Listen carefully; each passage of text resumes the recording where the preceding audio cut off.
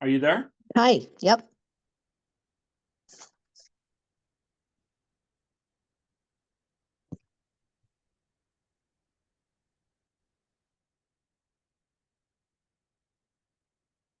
He's gonna get Shar. Do you know who Shar is? His partner? Oh, Char's the woman that was putting the event on. I don't know who she Yeah. is. He just Yeah. mentioned Shar. Yeah, I think I just sent you a picture of everybody. Check your, yeah, there she is. Scroll up. She's on the right next to him. Yeah, I saw a woman.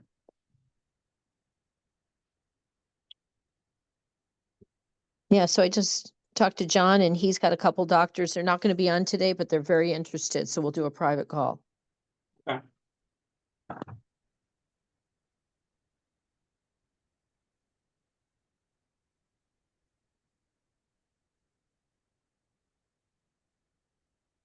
Gracie, not now. Go on, go lay down. Go lay down. Can't do it right now.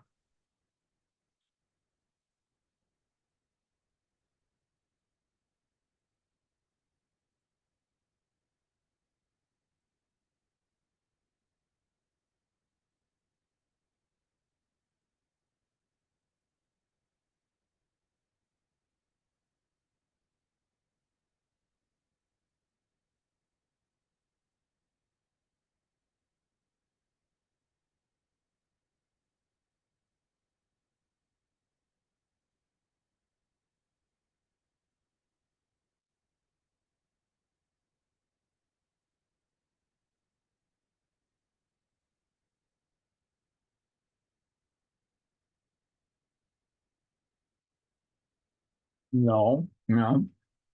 I was just checking to see how you're doing. Go lay down. Go lay down.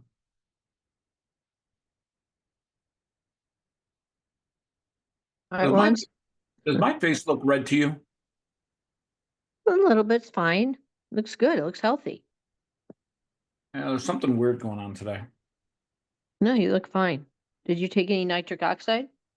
I just took two super beats. Yeah, sometimes that flushes it out. It's good. Now, do you use a screen, a back screen? A what? Well, they have a an app that you can sign up for. I think it's free and you can put your own choice of a backdrop. Yeah, So, I've noticed when I do that, it fucks with the quality of the video. oh, oh, it does? Okay, got it. And if I do something like hold up a document, the it's called a green screen. It messes with your ability to show a document. Yeah, then that's no good. Yeah. I mean, a lot of people use it. Yeah.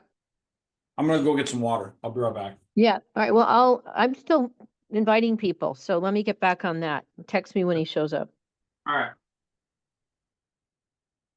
You guys stay.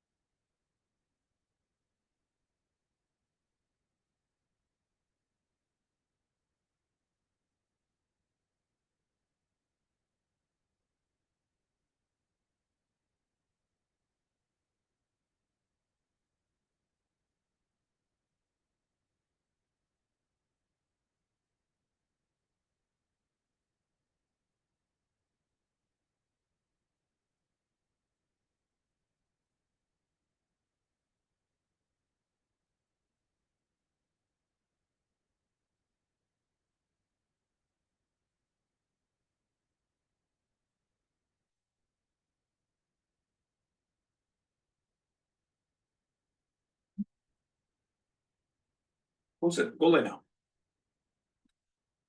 Go lay down. Go lay down.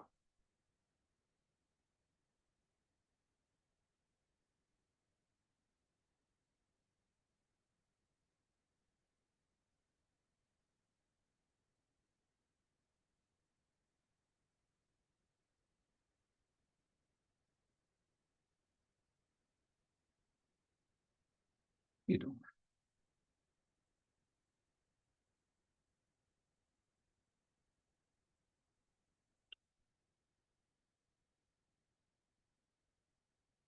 Gracie, go lay down. Go lay down. Go lay down. Yeah. Now right now, Grace.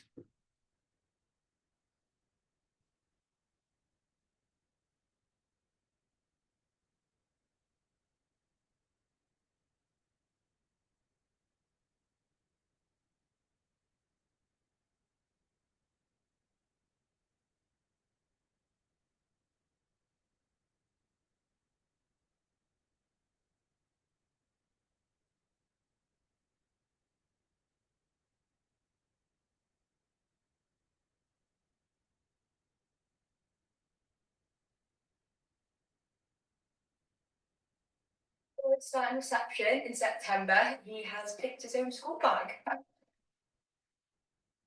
told him not to get a pink bag. It's what he wants to have. I don't care what he wants to have. You should have gotten the football bag like I told you. It's his first day of school. It's his choice of backpack. It's going to get bullied. It's not going to get bullied. He's 4 years old. I don't. You know how mean 4 years old, 4-year-old people are these days, right? He's going to get bullied. And you know what? You're going to have to deal with it. I told you not to get that bag for him. He can have whatever he wants. We need to encourage him. No, he can have the football bag. That's what I'm going to get. You need to take that back and we'll get the football bag for him. He's picked this bag. He's going to have this bag. He's his own person. He's 4 years old. He doesn't know what he wants. He's having the football bag. He's not having the pink bag. I don't care what you say. I don't care what he says. He's not having that bag. All right? And if he gets bullied, it's your fault. I'm not dealing with any of these teachers. You deal with it. All right? I've had enough. I'm going.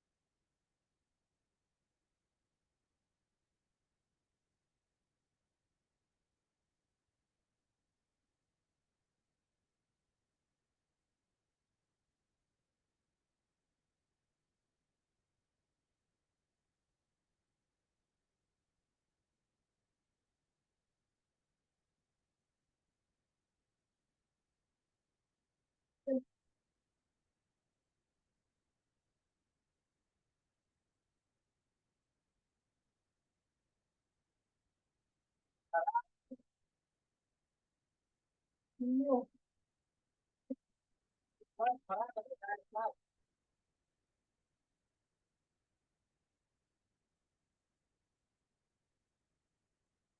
Very sure.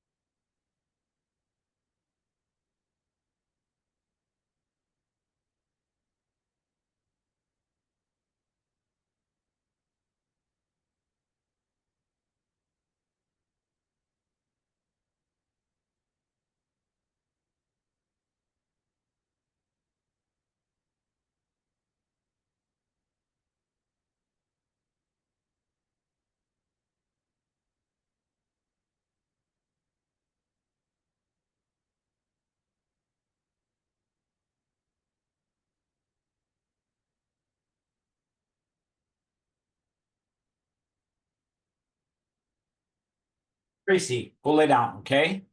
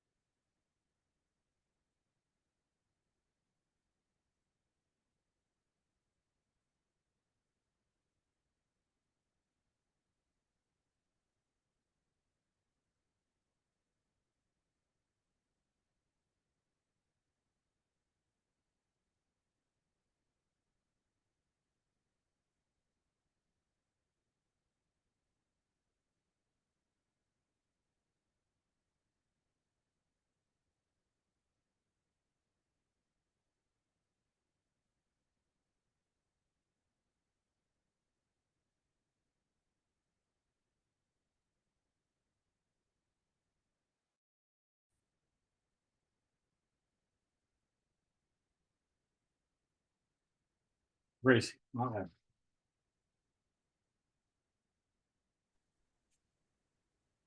Hey, Bruce. Hey, Chris, how are you? Good. Good. Good. Good. I love the snippet you sent me. Which one? The snippets of our podcast. Oh, yeah, it came out great. Yeah, can't wait to see the whole thing. Everyone's really excited about it. I sent you the whole thing. Oh, you did? Yeah, the YouTube link this morning. Remember that? Ah, it's been a hell of a morning. Did you put it, is it on our text or is it on WhatsApp? No, I texted it to you. Remember you clicked and you said the link was private and I checked and it was public. And I sent you the public link. Wasn't that you? I could have sworn that was you. I didn't get anything. The only thing I got from you this morning was, hang on, I'm looking right now.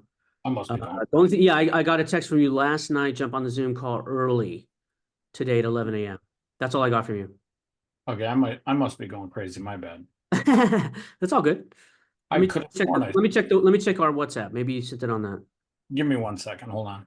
Okay. What the fuck was I doing last That's good. It's if let's see. No, I got the link for today. Yeah, no, I don't have anything from our podcast. Oh, you know what? I know why. I didn't upload it yet. My bad. There you go. Oh, good. I'll do it today. Yeah, no worries. I don't know how that. Yeah, I was doing a bunch of stuff last night. Ugh. You're not. I thought I was a Hey, do night you owl. have I'm sorry. I said I thought I was a night owl. You're up even later than me. Well, I actually find it peaceful. I don't get text messages. I don't get distractions, so I can plow through things. Hey, do you have a picture of that 6x9 tops thing that you're doing, or something? Yeah, this is what we call. Yeah, I brought it. Of course, this is our shadow box. So let's see if you can see how 3D it is. Yeah, I can see it. Yeah. So this is what we call our That's 9 box. inches wide, 6 inches up. That seems Basically, if you just look at the image, which, for the trading card, there won't be a frame. There's not going to be a frame and there's not going to be a mat on the trading card. So if you're just focusing on this is about, I think I said 8x9, but we're going to be shrinking it to be, a little bit bigger than trading card size. It depends on what I do with Upper Deck. But this is our shadow box product so that everyone can afford my art versus the high-end stuff. So wait a second. How big is the tops card going to be? It's going to be the size of a card, but it's going to be 3-dimensional. Like that? Yeah. So the size of a card is going to be, it's going to have like a frame around it that's about looks No, like. no. It's not going to be a frame. So what we're building is we're getting we have a fabricator, and when we spoke with Upper Deck, we told them we would actually do a fabrication prototype.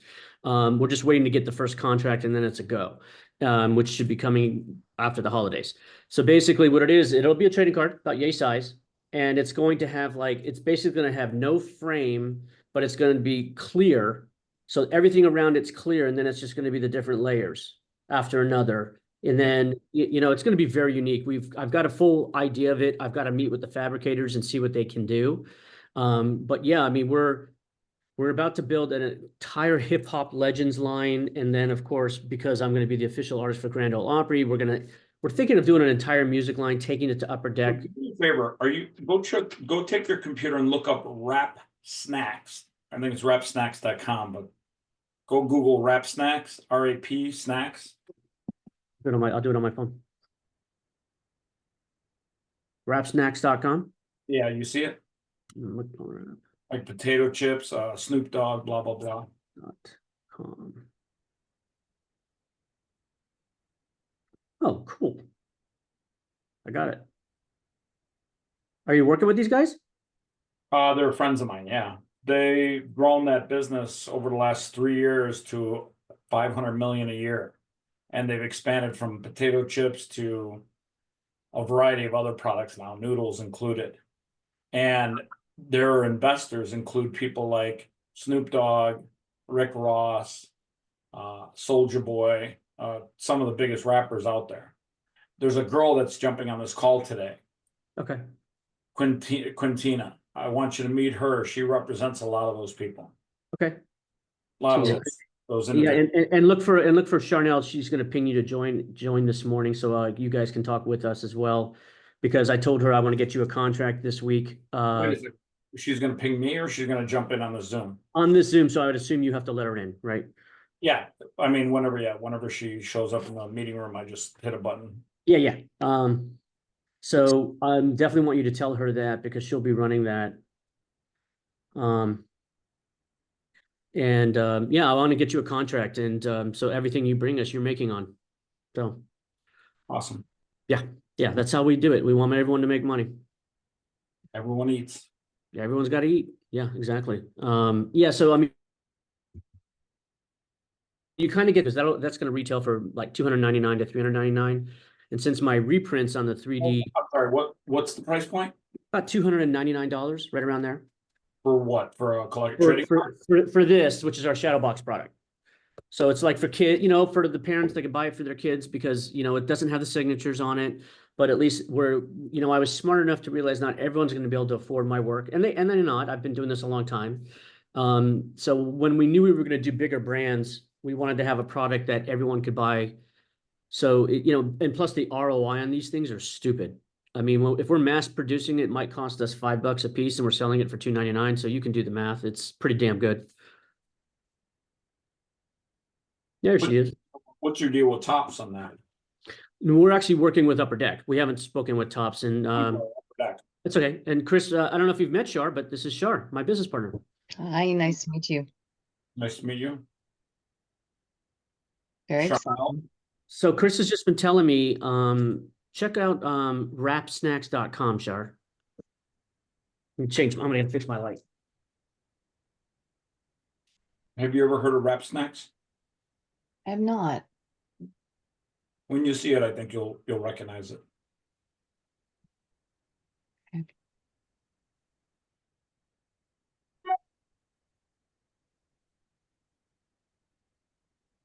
So Chris, like I told you, Shar ran that entire investor event, and with the one that I met you at, with Brad.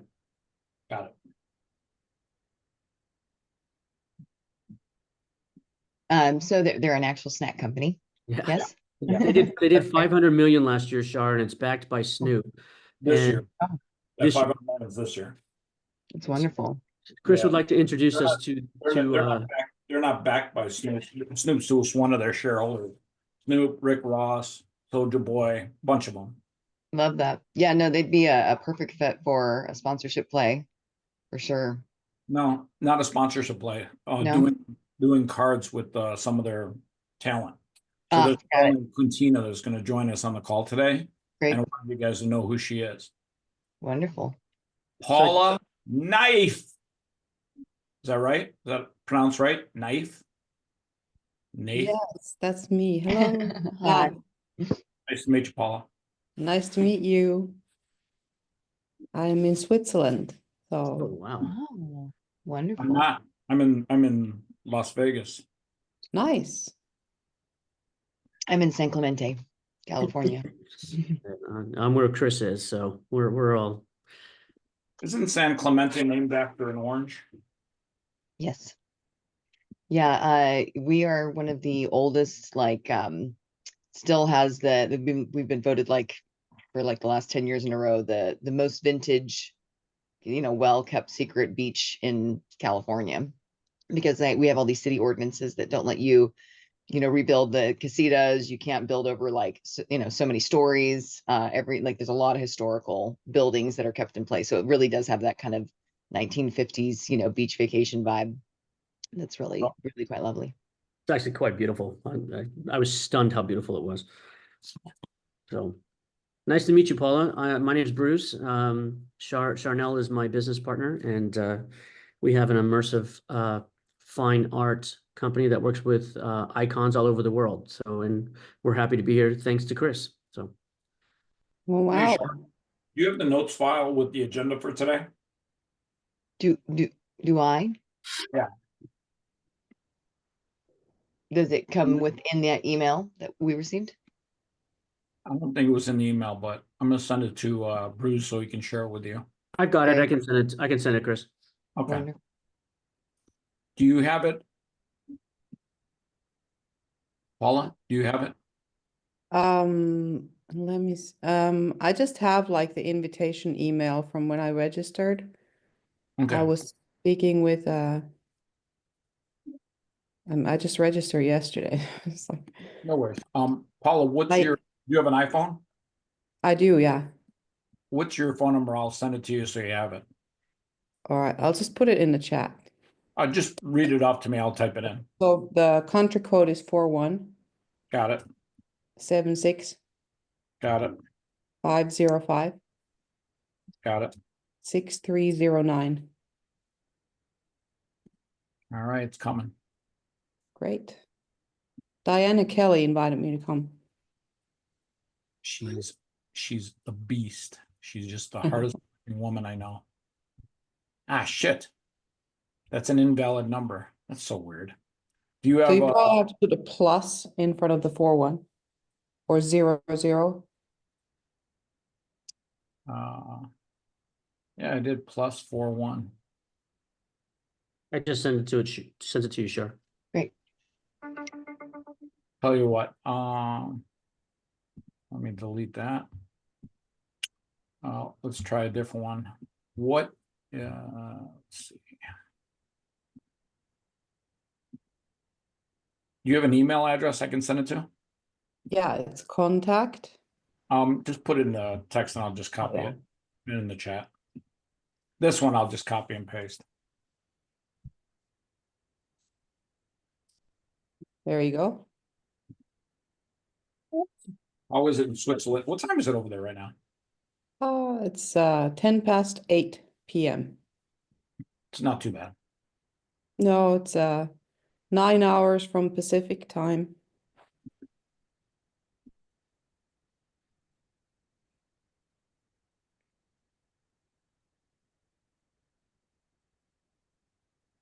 And it's cold. I have to say. Cold?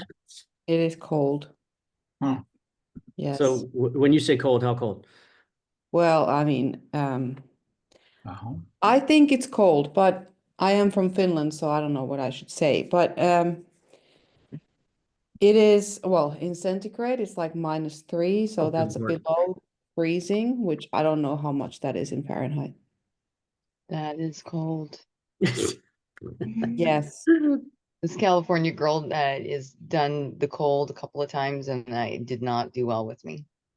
Was in Canada, and it was below 0, and I was not a happy girl. Yeah, I don't know how I I can go ever deep sea survived in fishing, and Finland. I said I can go deep sea fishing at the crack of dawn in the California, weather, but then that's cold in the morning when you're out in the 60 miles out, but definitely below 0 is not my jam. Yeah. I'm from Chicago, and trust me, below 0 Oh. sucks. Yeah, my boyfriend's from Chicago. He resents the cold, because of his upbringing. And so Trust me, I left Chicago about a decade plus ago. yeah. I was not dealing with that anymore. Did you get it, Paula? Well, let me check. I did. There Okay, we go. it's 26 degrees there. Okay, all right. I had a note from my own knowledge. All right, that's cold. Yeah, I just rode my bike here, so it's a little chilly on the bike. Oh, you're a brave woman. You rode your bike to like your office? Well, no, I was outside somewhere else and I had to come home, so I don't have a car. I don't need a car here, so I ride my bicycle. And so yeah, But it's a little yeah, chilly. healthy and fit. Yeah. I have to make myself get up and go jump on the trampoline and use the trapeze and stuff. So otherwise I'll sit at my desk for 18 hours a day if nobody stops me.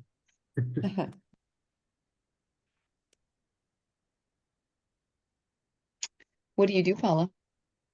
So I help you athletes. I do mental performance training a lot Mm. with young athletes or professionals to, yeah, believe in themselves and get to their goals and set up programs to train the mind. Yeah, I love So, that. yeah, What sports you work with? any sports. My sport was ballet. I was trained in classical ballet, and so I work with entertainers as well, so people on stage with the same stuff. People are not Well, as confident as they often seem, and there's a lot of issues. Mm-hmm. No, it's a hard world, you know, major athletics and entertainment put a lot of pressure on you as a person and then get very disconnected from the world. Yeah. I am an experience creator, and I like to consider myself a war general, because it's literally like playing chess in a really, really strategic way with lots of, you know, timelines and expectations. And, you know, one little thing, I always say one adapter can F up your whole show. And so there's, you know, a lot of pieces that go into that. And I think that I got conditioned at a young age, you know, to be in this type of environment. If I hadn't have grown up in a family business and in the carnival, you know, environment where we were going from show to show and waking up at 3 a.m. to go jump in the truck and go to the next spot, that I wouldn't have had the skill set to kind of like, I actually get calm when everything starts to get stressful. I'm like, oh, okay. It's now I'm in my game. You guys are all in chaos. I'm here to fix things. So Great. where I kind of shift into something, but I do see it. I see it amongst a lot of, you know, talents and people who just high stress environments, or the pressure is a lot for, you know, people to perform and show up in a certain way, you know, and Yeah. keep their head on straight. So you have a very important career. Yeah. You know, what's his name? Guy La Liberté. Mm-mm. He's the founder of Cirque du Soleil. Mm. And So I played poker with him, and he said something to that effect one time. He's like, one of the things that he learned about Cirque du Soleil, mhm. when everyone's losing their head around them, he Yeah. would literally, he said, no matter what, it was never the end of the world. Yeah, I think the only other job I could probably do is be like a crisis negotiator, because that's what it feels like most of the time that I'm doing. But yeah, no, my great grandfather had Kraft's 20 Big Shows, and had the first traveling Ferris wheel. So I grew up as a showman, and so this is you know, an extension of my family's lineage by becoming an event producer. It's kind of the current version of what a showman is. And so but it's definitely, you got to be a little bit architect, a little bit engineer, a little bit decorator, a little bit management, you know, a whole lot of personality and grit and no quitting sense. So You have to be a lot of psychologists, human yeah. psychologists. Yeah, Mm. but I love what I do. It's wonderful. Oh my God, it's horrible. Losing an arm is horrible. Yeah, Yeah. that would not be fun. Yeah. I do events with major sporting events, Super Bowl included. Mhm. Can't tell you, like, oh my God, we don't have a power strip. It's never going to work. Oh yeah, no, I know those ones all too well. I mean, my last Super Bowl, I was underneath the stage in 4 foot high of water up to my waist, trying to decide if I was going to turn off the generator or not, so I didn't electrocute 5,000 people. So, you know, I totally, the what comes at you in those scenarios is pretty crazy. And I've been lucky enough to only have to do, you know, 3 evacuations, and dealt with 2 tornadoes and a couple of gale force winds. But other than that, you know, nobody's died on my site. I was talking about let somebody die. It's really not horrible. Yeah, no, hurricanes, a couple of tornadoes, and then of course gale force winds. Yeah. And by the way, the whole power strip drama, that Mhm. was fixed by going in an Uber down the street to the Walgreens and grabbing. Right. That's, I actually find it quite comical, like whenever like normal crises happen around me, and I almost, it takes me aback for a second, because I'm like, are we actually freaking out over Oh no, I'm like that. I'm like that. the app is not working and we're getting upset? Like, I'm so confused right now. But you know, I remember that I've got, like, you know, I would call it it's like if you didn't get PTSD after war, you got something cool, but it's like specific to war veterans. It's like, that's the thing I got. It's this calmness around chaos that I'm like, oh, they're in crisis. I need to do something. Yeah. Well, I mean, Chris, did we talk about it on your podcast the other day about how I met Shar? I think we did. Can't remember, but we talked about so many things. Can't remember. I don't Yeah. think so.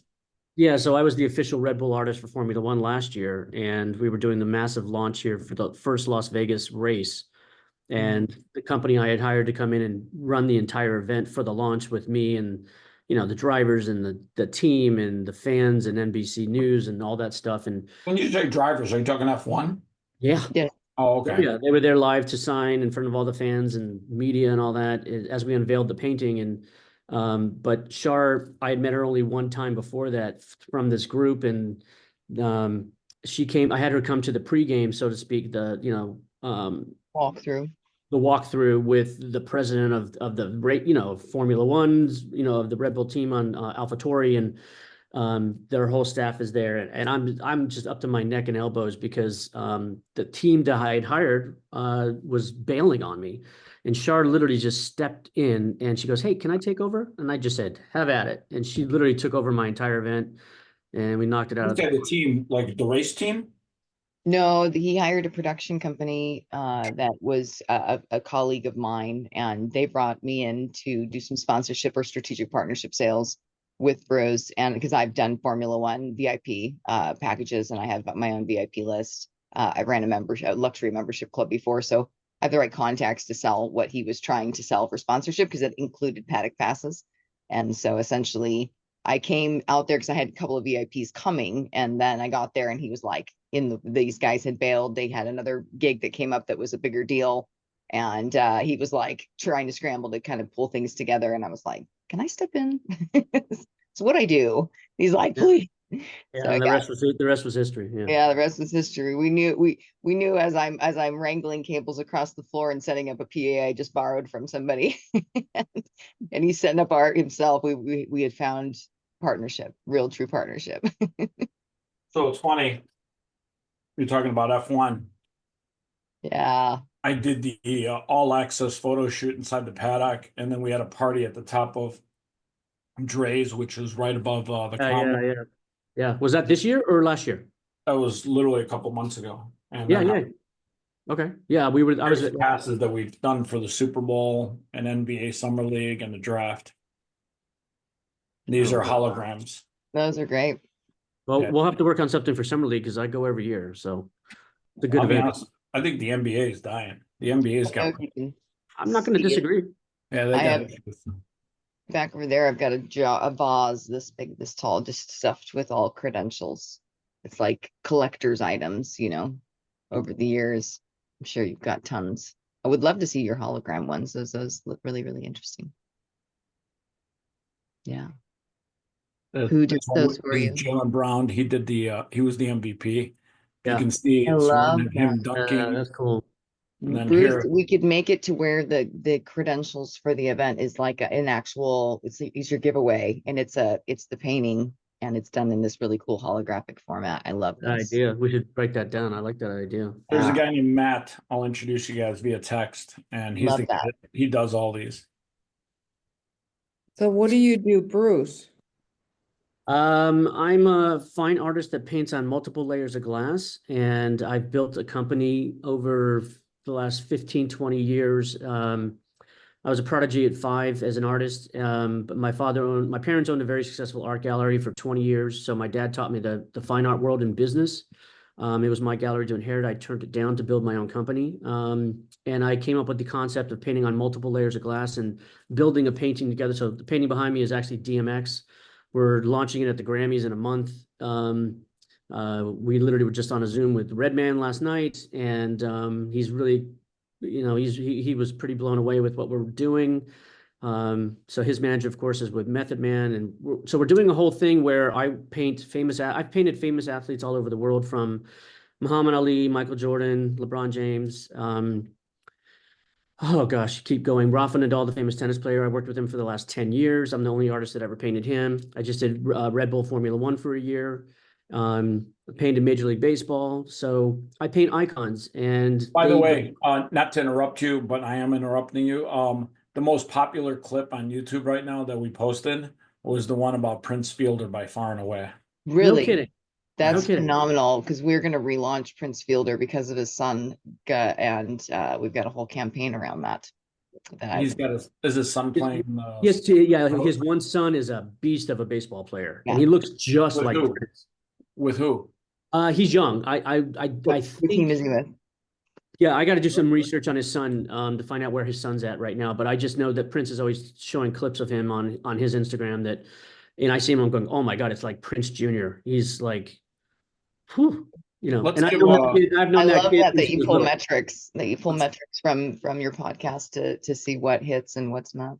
let's give Josie and is Yeah. that Heal Estate or is that a typo? Is that supposed to be real estate?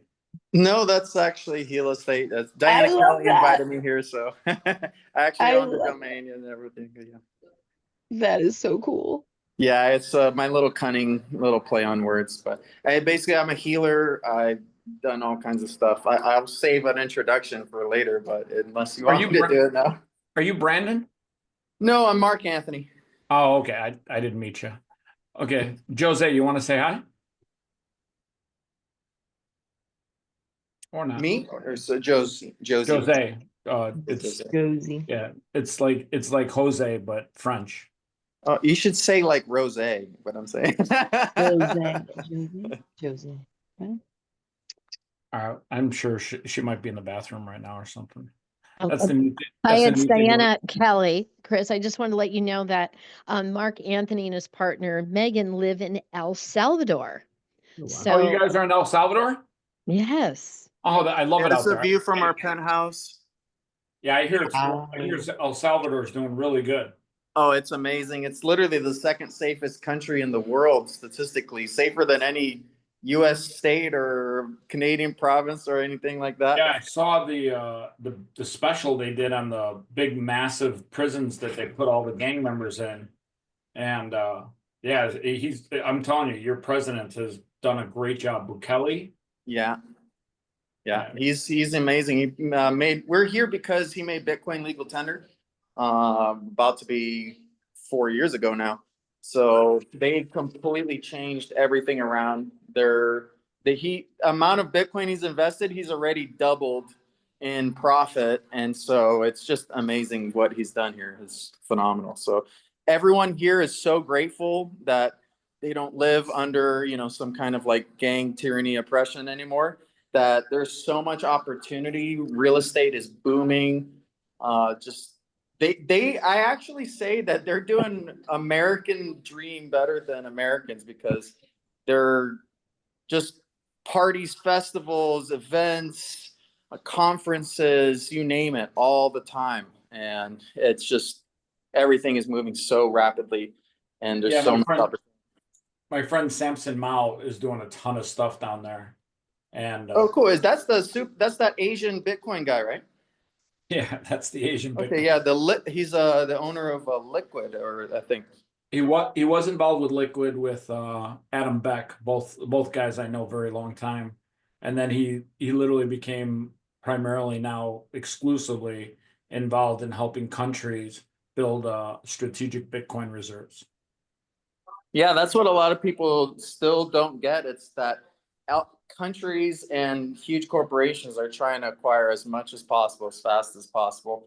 Well, I wrote a post today. I actually think if you read Satoshi's white paper, Bitcoin's not becoming the people's money anymore because these corporations and strategic Bitcoin reserves are eating up all the Bitcoin. And I think the coin that most resembles the vision that Satoshi had in his white paper is Monero.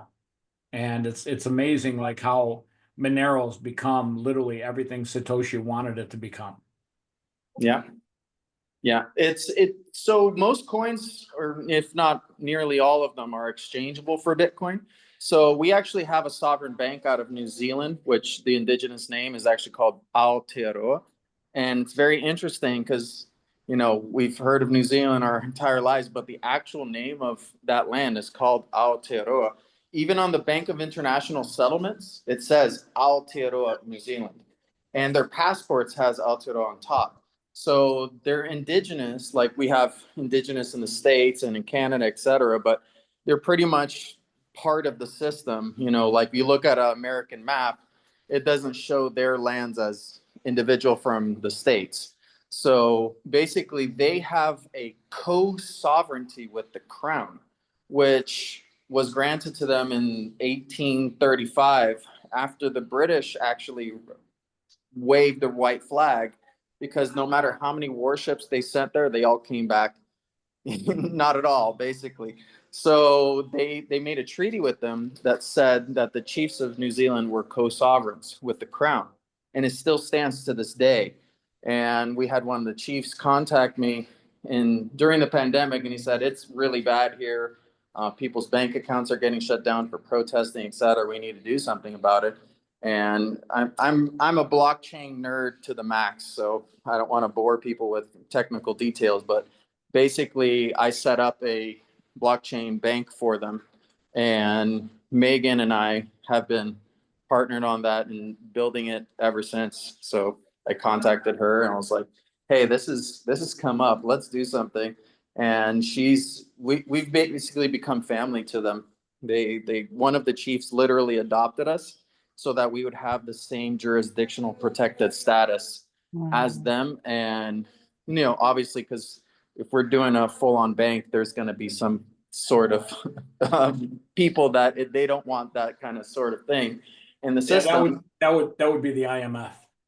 Exactly. So basically, we have a full jurisdictional sovereign status from central banking completely, and we needed a legal arm to interface with. So we came to El Salvador because you can't. A lot of people think like, oh, I want to be sovereign, but they still handle, public debt notes. So you can't actually hold U.S. dollars or New Zealand dollars or any kind of fiat in your reserves and still call yourself sovereign. So in order to not commingle the private not to cut you off, but Yep. we got a bunch of people that jumped in, and I want everyone to get a chance to say hello and introduce themselves. So let's shelve this conversation for later. I think forgive me, I didn't want to go down the rabbit hole. I could talk Bitcoin all day long. I love Forgive me. I Yeah. love everything about In Bitcoin. short, we kept things separate, and so we use El Salvador because of the Bitcoin, just to be a bridge between the public and the private. Awesome. Interesting. All right, so John, introduce yourself. Solidar.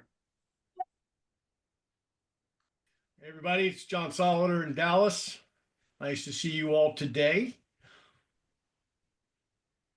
Jose, you want to say hi to everyone? She might not be on. She had to come in here for a second, so she'll be back in a second. Okay. That's my boss, the big boss. Yeah, You- I'm the big boss. There she is. The big boss is on. Hello. Smiley, you want to say hi? Introduce yourself. Smiley Wilkins. Let me unmute. This is Smiley out here by Santa Barbara, California. Just listening in and happy to be here. Awesome. Chris Thomas. Hi guys, how you doing? My name's Chris Thomas, originally from Baltimore. I'm live in the Philippines now. Jerry Conti.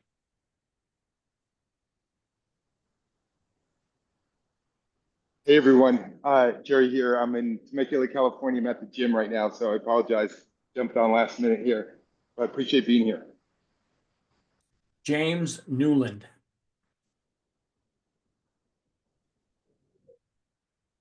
Do you see me? Not really. Oh, there we go. Unless you're There in it the is. closet. Sorry. There you go. James Newland. I'm in St. Petersburg, Florida. John Andrade. I feel like I'm doing the NFL draft. Sounds like it. With the 300th pick in the draft, John Andrade is drafted by the Chicago Bears. 300. Wow. Yeah. That's talent, baby. It's better than Mr. Insignificant. So all good, all good. Yeah, Chicago, Illinois, known Chris for 30-something years, and always good to be prior to New Year's doing something with the Swice guy. So, or I'm sorry, the champion. Hey, put your video on. Nobody likes the weirdo without a video. Yeah, I'm doing a bunch of stuff at the house, so It's okay. here we go. John Highland. Hey, everybody. John Highland here from Top Doctor Magazine. Great to see everybody. Nice to see you, Jerry. Haven't seen you in years. Jerry? Oh, Jerry Conti. Yeah. There you go. I think we got everyone. We're going to use this next 25 minutes for just networking and connections. If you guys want to tell people about yourselves, this is the time where we can literally just use this as a way to mastermind and connect with each other. At 12 o'clock sharp, Gary's going to start. The whole goal today is to really make it easy for everyone to have tools to go into 2025 and get your mind right. And Gary's a mindset coach. He works with the NFL, NHL, and other players that are in professional sports. Actually, speak of the devil. What the fuck is this? Jesus. All right. Speak of the devil, here he is. The man, the myth, the bald legend. I give you guys Gary Chupik. Or not. Well, his picture definitely did the intro justice. Hey, everyone. Hey, Gary. Hey, good morning from Seattle. Good Gary morning. really doesn't have a penthouse suite like that. That's just an image that he chose for his background. This is true. I'm not going to lie. I have been in a lot of stadiums, but yeah, that one's AI generated. Let's introduce Fred Spanjard.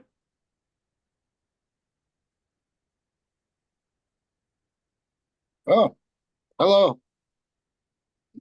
Aloha. Hi, my name's Fred.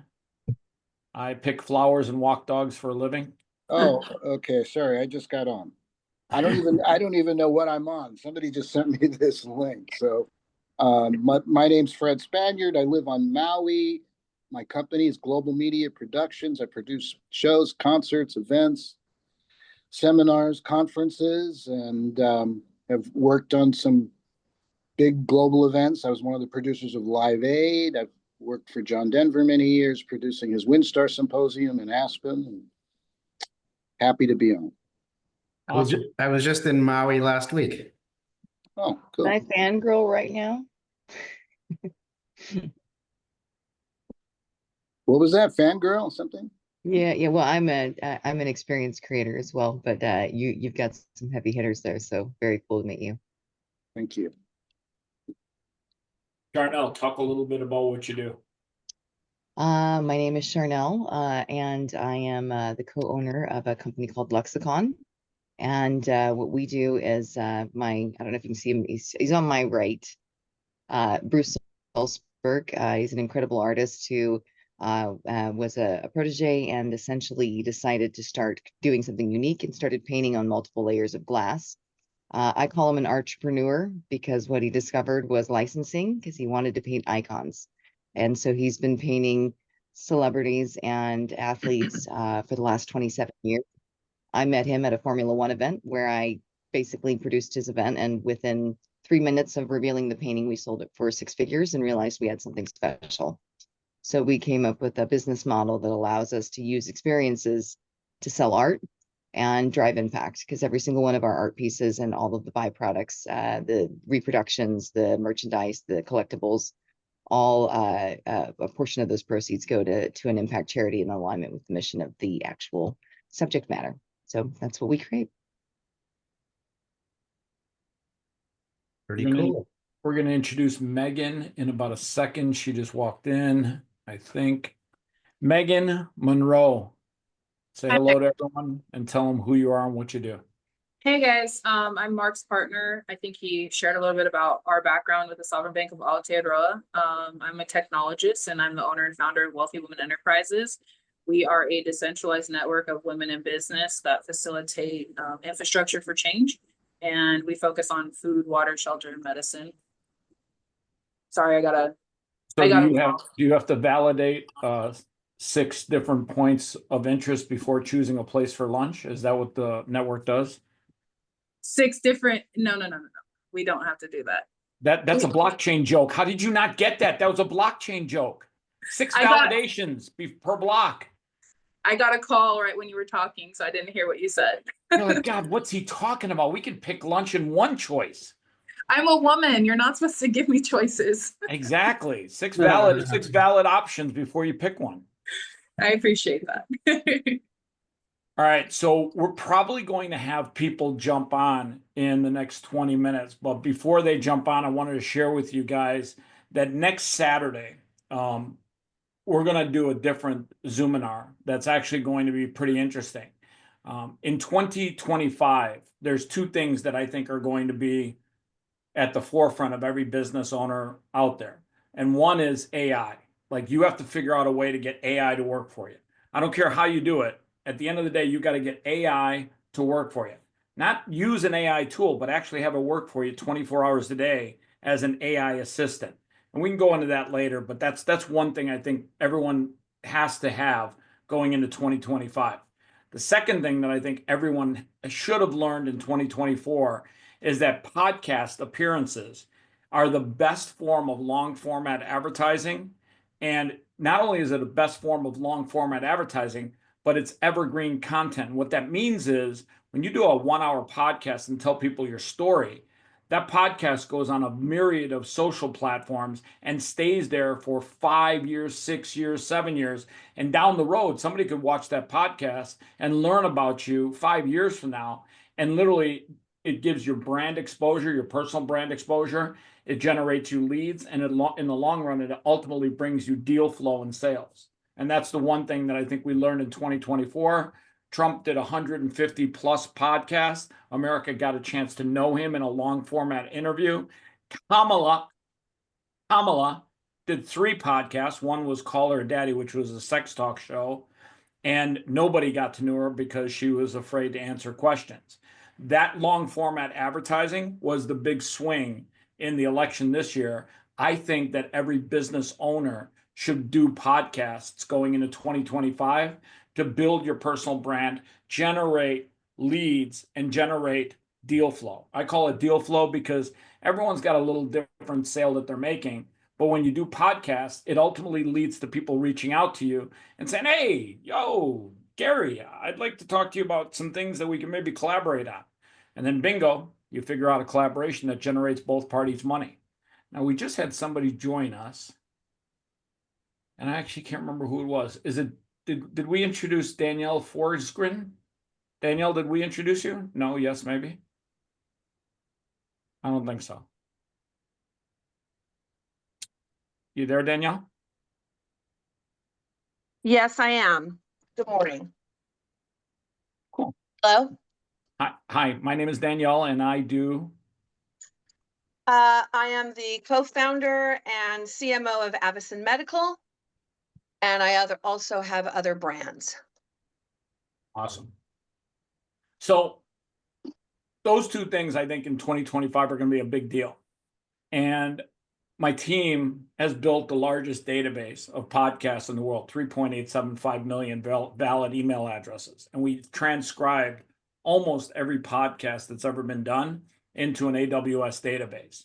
And next Saturday, we're going to have between 30 and 100 podcast hosts that'll literally interview individuals for their show via Zoominar. And it'll be the same time slot here. So if you want to get booked on a podcast, that'll be an opportunity for you to literally not talk to one podcast host, but multiple ones, so that literally you don't have to go through the process of auditioning on an individual one-to-one basis, which is time consuming. And if you're interested in that, I post it on Instagram. You'll get links to it, and it's pretty straightforward. We're probably going to do that twice a month, every 2 Saturdays, for the simple fact that it saves time for you, because you can audition for 30 to 100 podcasts in 1 hour, and it saves time for the podcast host because they can all hear your pitch and get a feel for you and say, hey, I want to interview that guy. I want to interview that girl. So it's just all about saving time. And when you save time, you scale your business, you scale your brand faster. Any questions, thoughts, or ideas? I think that's fantastic. I think it's brilliant. Yeah, I think it's fantastic. Well, after being on your podcast 2 days ago, I know how important it is. Yeah, let's talk about how brilliant it was, by the way. I'll let you start. No, I'm joking. I think if we start talking about how brilliant I am, that'll take up the entire conversation. So Gary posted something in the chat. Did I see that correctly, Gary? Yeah, it's for people who don't know me, and why would you? But it just is a little bit of a bio there. So if you want to take a peek at that, you most certainly can. And by the way, if you guys have stuff you want to post in the chat so you can get a chance to connect with everyone, this session right here for another 15 minutes is strictly for everyone to make valuable connections. Easiest way to connect with people, put your mobile number up there and say, here's my number, send me a text, let's talk. Learned a long time ago that we live in a society where everyone's got social media, but people rarely connect with each other socially. So here's an opportunity where you can put your mobile number and bingo, you will meet other high value individuals via text. So Chris, let me chime in here. Can you hear me okay? Yeah, I don't know what the hell is it. Yeah, who's chiming in? John Sullivan. Oh, go ahead. Yeah, go ahead, John. So just a couple things. I've been doing podcasts for almost 5 years now, and Chris is absolutely right. We put our YouTube in there if anybody wants to join it. We've done 140 different interviews with mostly network marketing people, executives, top distributors, some famous people run the Og Mandino Foundation, for example. The last person ever interviewed, or last person ever mentored by Dr. Napoleon Hill, guy with a very funny name, Ben Gay III. Some of you might know Ben. He's written a lot of books on sales, still alive. He's 82. But anyway, Chris is absolutely right. The podcast is amazing. But just to that point, okay, two things. Number one, I'm going to do 3 more podcasts between now and the end of the year, which is Tuesday. Okay, tomorrow I'm not. I'm already booked. Monday I'm already booked. So if anybody wants me to interview you, I'm happy to do it. Just send me. My wife will post my phone number in there. Just send me a text and say, I was on Chris's call Saturday or Gary's call Saturday, and I'll reach back to you and we'll figure out what time. I know Saturday's New Year's Eve, but anyway, I'll be working up till about 6 on New Year's. Just the second point on that though, Chris introduced me to a young lady yesterday. She's not on a call because it's her mom's birthday, but this is what a small world it is. Are you talking about Quintina? Yeah, Quintina. I'm talking to Quintina, and we hit it off right away. It turns out her grandmother had used my glutathione supplement near the end of her life. So we kind of hit it off on that. We hit it off on some other things. We did about a 30-minute podcast this morning. I mean, this lady, she works with Snoop Dogg. She works with some of the Master P. She works with some of the top rappers in the world. Her company that she is a consultant for, she doesn't own it, Rap Snacks, is exploding. They're doing some great things, especially in the African American community, but beyond. They're teaching entrepreneurship to young people in 4 different markets in the United States. So it's one of many examples. Okay, Chris Thomas, my long-term friend here from the Philippines. I mean, Chris has been a guest on my show. Chris Champion's been a guest on my show. Once you interview somebody, they become a friend, and their contacts become your contacts, and vice versa. So you never know what it's going to lead to. It's like that old analogy in sales, right? You don't know what's behind a door till you knock on it. That's kind of the modern version of how I see podcasting is. Once you've spent 30 or 40 minutes going back and forth with somebody, not only in their business experience, but their life experience, you kind of made a new friend at the very least and a new contact. So I'm a firm believer in what Chris said, that podcasting is kind of the new media. And you look what Trump did with it as opposed to what Kamala did with it. And it's a good point. I mean, if he doesn't do Joe Rogan. John, I told you more than once, it's Kamala. Kamala. Anyway, anyway, all that said, politics aside, okay. Yeah, I mean, podcasting, if you're not doing it, it's not hard. Okay. I mean, I spent a lot of money developing my podcast, and now we just said, you know what? We just fired our podcast company. Actually, January 7th, we fired them.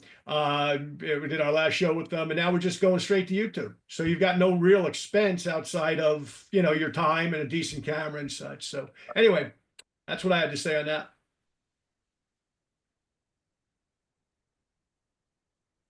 Who else wants to chime in and say, hey? Yeah, I'll jump in on that. I have a podcast called Go for CEO. I put it in the chat. Been buddies with Chris for a long time, since about 18, 19 years old. So I'm 48 or 49, just turned 49. Holy Um, I know I'm getting old, but I look good. So it's that's what counts. Chicago blood, right? So, what the gentleman just spoke. Well, I guess it's John, right? It's interesting. I'm in commercial banking, and one of the advantages I have as a commercial banker working with businesses from startup SBA lending to, acquisition finance, all that type of stuff. I use podcasting, and in 2020, when, the world was, thinking it was going to burn down, all that stuff, I saw buddies lose businesses. I had sold my business in 09, et cetera. I thought to myself, well, what is a good medium to be able to give a voice to an SMB, right? A small, medium-sized business owner, or entrepreneur, or startup, or whatever. And I created a podcast, and what it's done is exactly what the gentleman just said. Is, you get someone that's a CEO of a company that's maybe doing, 3 million, 5 million, 20 million, 30 million. I've had up to 100 million, or even a startup, right? That may be a unicorn in the future. That 30 to 45 minutes has created a lot of friendships for me over the last 5 years or so that I've been doing it. And it's really interesting because when I then cut those long format interviews into a program called Opus.pro and spliced them up into little shorts, that then exploded the interviewee's value. And I still don't charge for it because I've never really done it for money. But it's been interesting to hear the feedback of all these owners and all now friends now. They're saying, oh man, I was seen on LinkedIn, or I was, somebody saw me on a YouTube short. Oh my gosh, somebody heard me on Spotify, and stuff like that. So it's certainly, I think the time has come, what Chris is saying, where you could use this medium and really have a strength behind it. Because yes, when you talk to someone for 20 or 30 or 40 or 50 minutes about them, about what their story is, about what their business is, and I was saying, you naturally become connected based on that opportunity. So hopefully that helps everyone. Hey, by the way, that hat you're wearing, what is that? Is that piece of shit basketball team out of Chicago? Yeah, relax, dude, buddy. Hell, so it's Chicago Bulls. It was Italian night, so it was a special hat. They did it for the Blackhawks as well. So you mean that other piece of shit hockey team? What the fuck? Wow, man, look what a traitor this guy is. He goes to Vegas and he thinks the Knights in the. Why would you give any of those Chicago teams even a penny of your money? Because I was born here, and I'm going tomorrow to the suite. I'm going to see the Hawks. Oh, going to see the Hawks? Yeah. Thank God they got rid of that coach that couldn't figure out how to defend the blue line. Jesus. Well, hopefully Bedard's back on track. So. Well, he's back on track if they got a real coach in there. They just got to figure out how to play hockey. They got some young talent. They just have horrible coaches because the owner's cheap. Cheap, like a bird. Cheap. Yeah. Bruce, did you want to chime in? I think I'm actually supposed to paint Connor Bedard, actually. Are you really? I think so. He's part of our projects that we're working on, yeah. Oh, that's cool, man. Yeah. Yeah, Connor's a talent. Yeah, I think that's why they want me to paint him.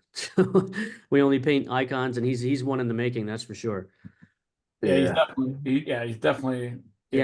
I'll go back on what you both were saying, John and John, about the podcast, is because I was just on Chris's podcast 2 days ago, and we're talking about Lexicon, and my company was Charnel to my right, probably everyone's left, at the top of the screen. And, it was an amazing experience. And it's my 4th podcast I've been on. I was on the Tennis Channel podcast because of the painting I did with Rafael Nadal for 10 years.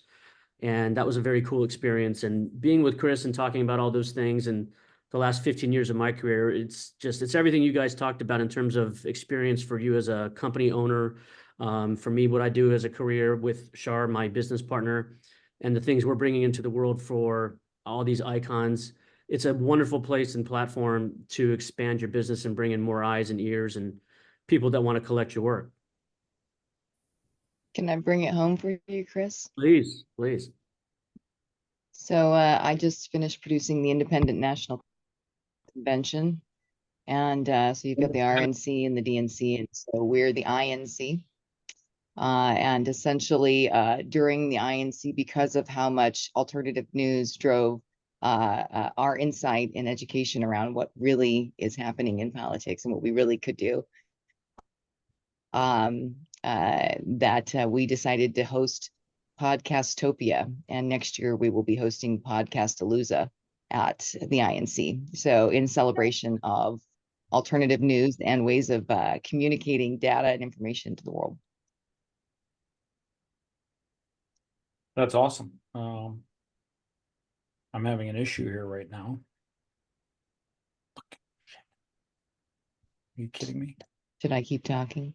Yeah, keep buying me time. I literally can't see anybody because Yeah, I got you.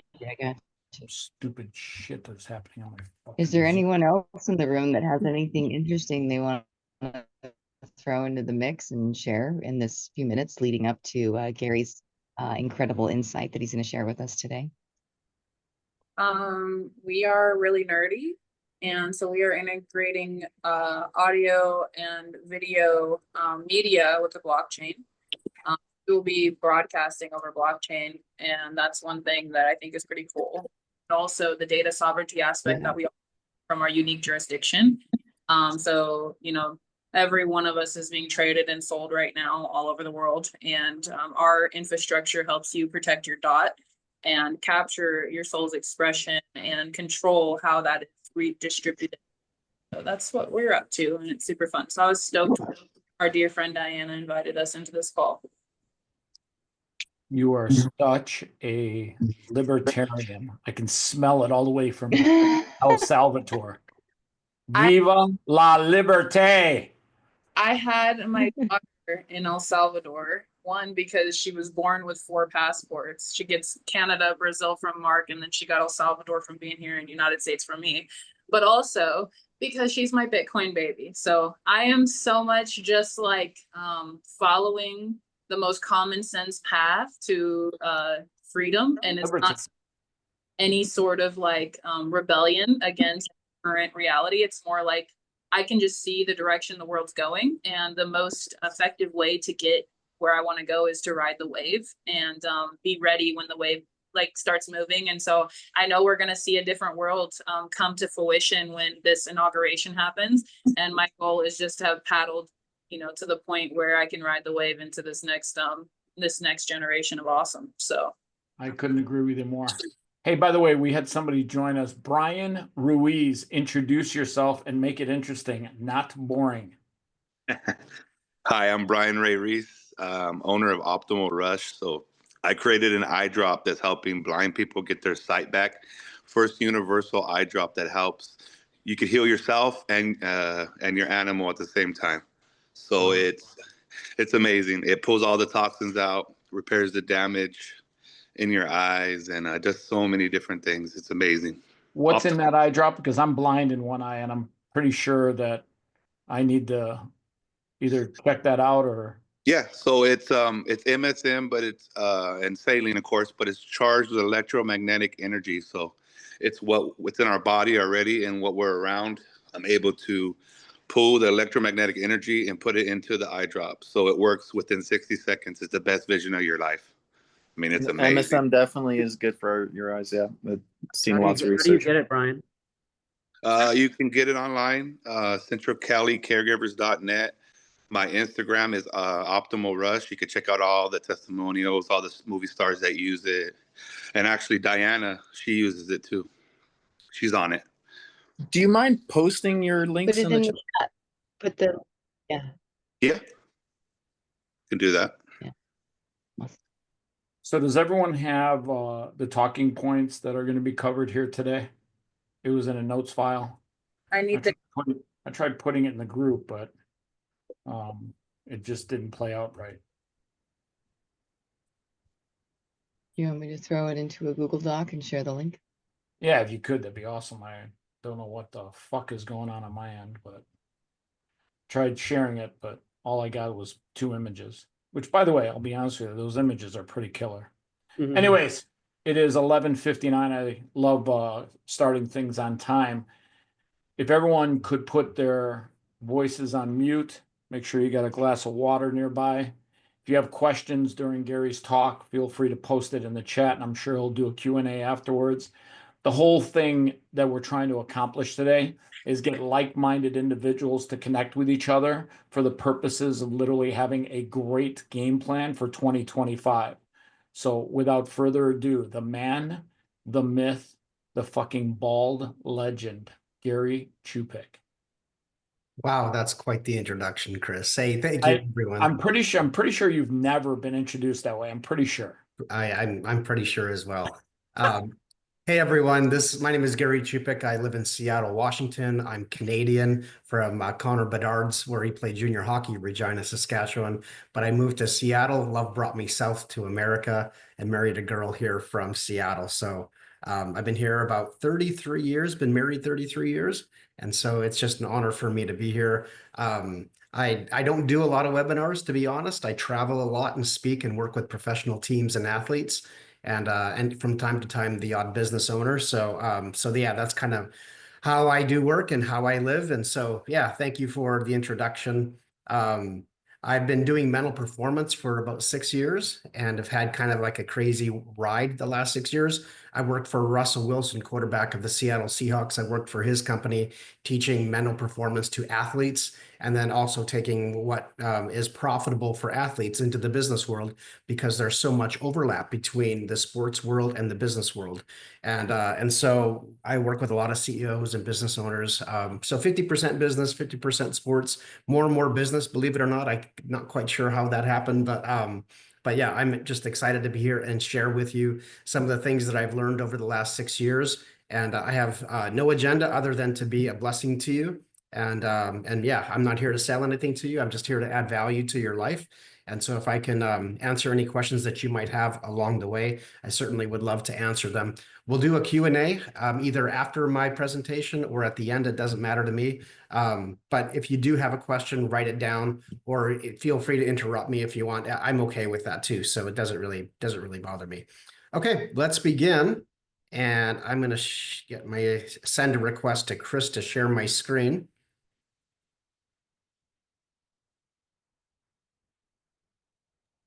I dropped the notes in the chat for everyone. It's a Google Drive link. Yeah. And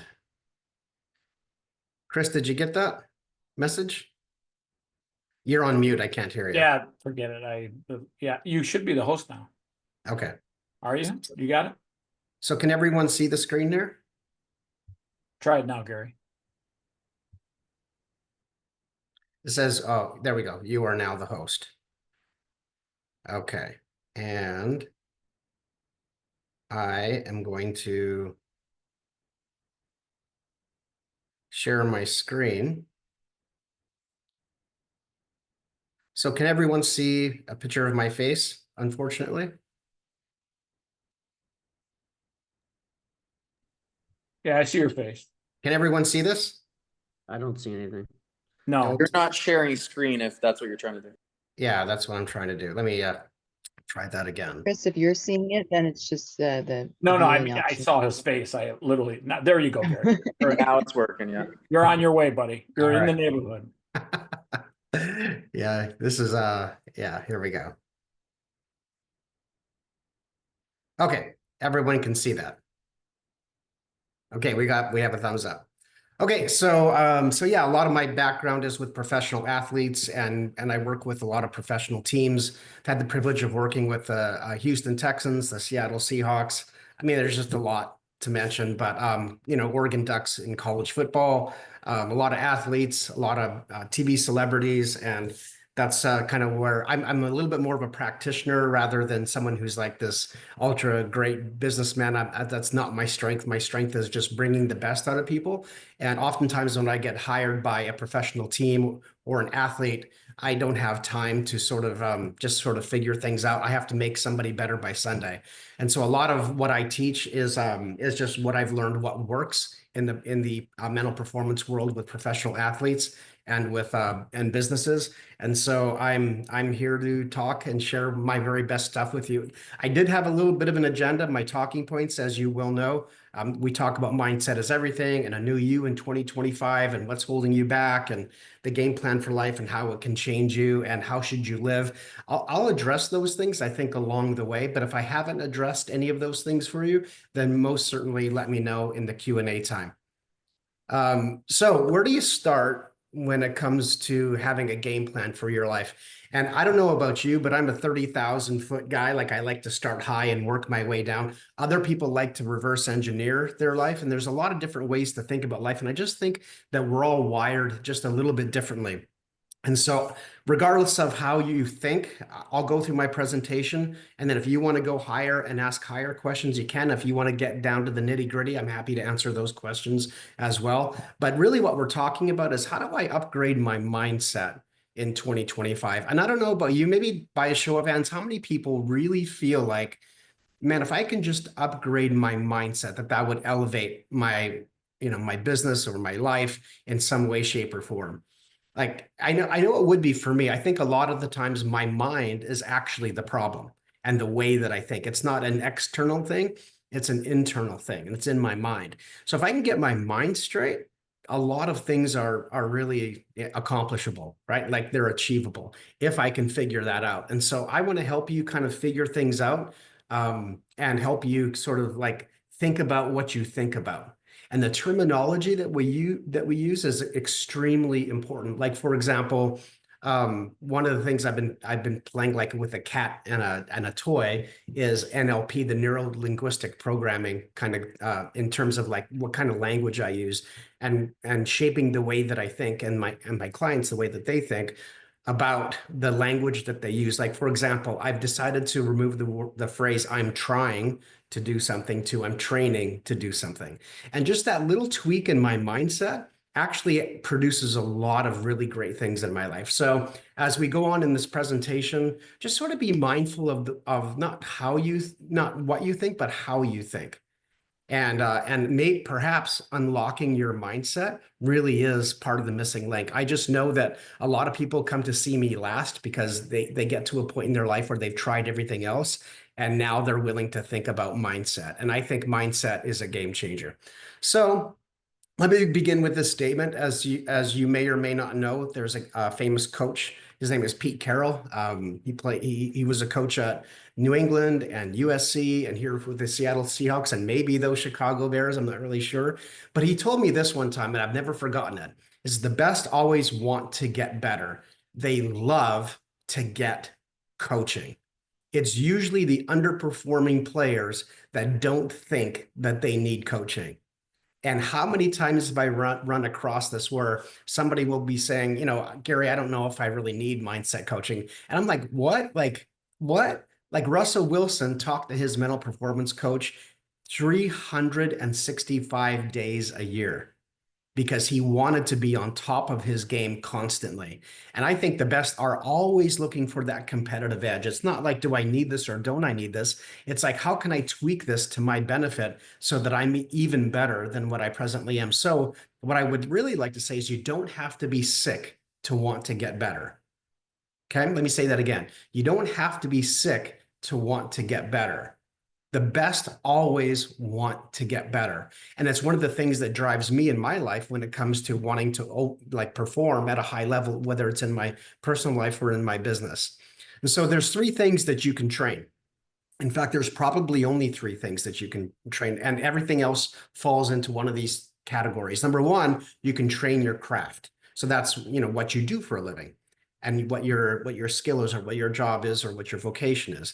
Number 2, you can train your body. But number 3, did you know that you can train your mind? And I'm not talking about like a little app on a phone that trains your brain. I'm talking about training your mind for performance. And I know that we're human beings, and so we focus a lot on being, and I'm just like everybody else. The mindfulness stuff is great. The meditation and the prayer, those are all a regular part of my life. But I want to get stronger mentally. And I think a lot of mental health is about sort of, I call it the training room. Okay, the training room is like in a sports facility, is where you go to get bandaged up, get that ankle bandaged up or get an arm, bandaged up or something like that. But I want to take people from mental health and being in the training room to being in the mind gym. In fact, I was at a professional franchise, football franchise, and I remember walking through the training room with the coach, and I said, "Okay, coach, this is what I do."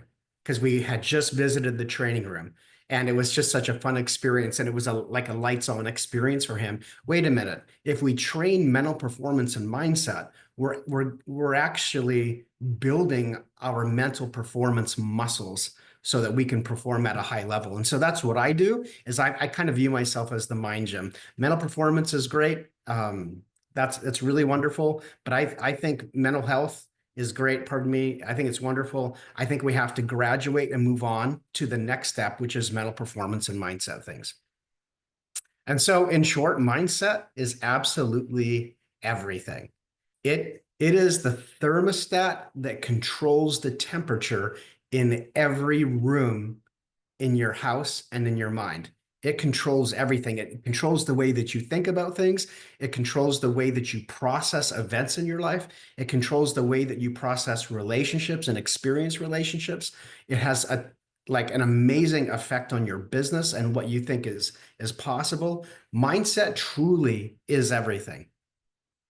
And so let me share with you a traditional definition of mindset. Mindset is a conditioned set of beliefs that drive behavior. Okay. And this is easy to sort of gloss over, but I hope that you kind of slow down here a little bit at this point. Mindset is a conditioned set of beliefs primarily about yourself. Okay. It's not only your worldview, but it's how you view yourself. It's a conditioned set of beliefs that drive your behavior.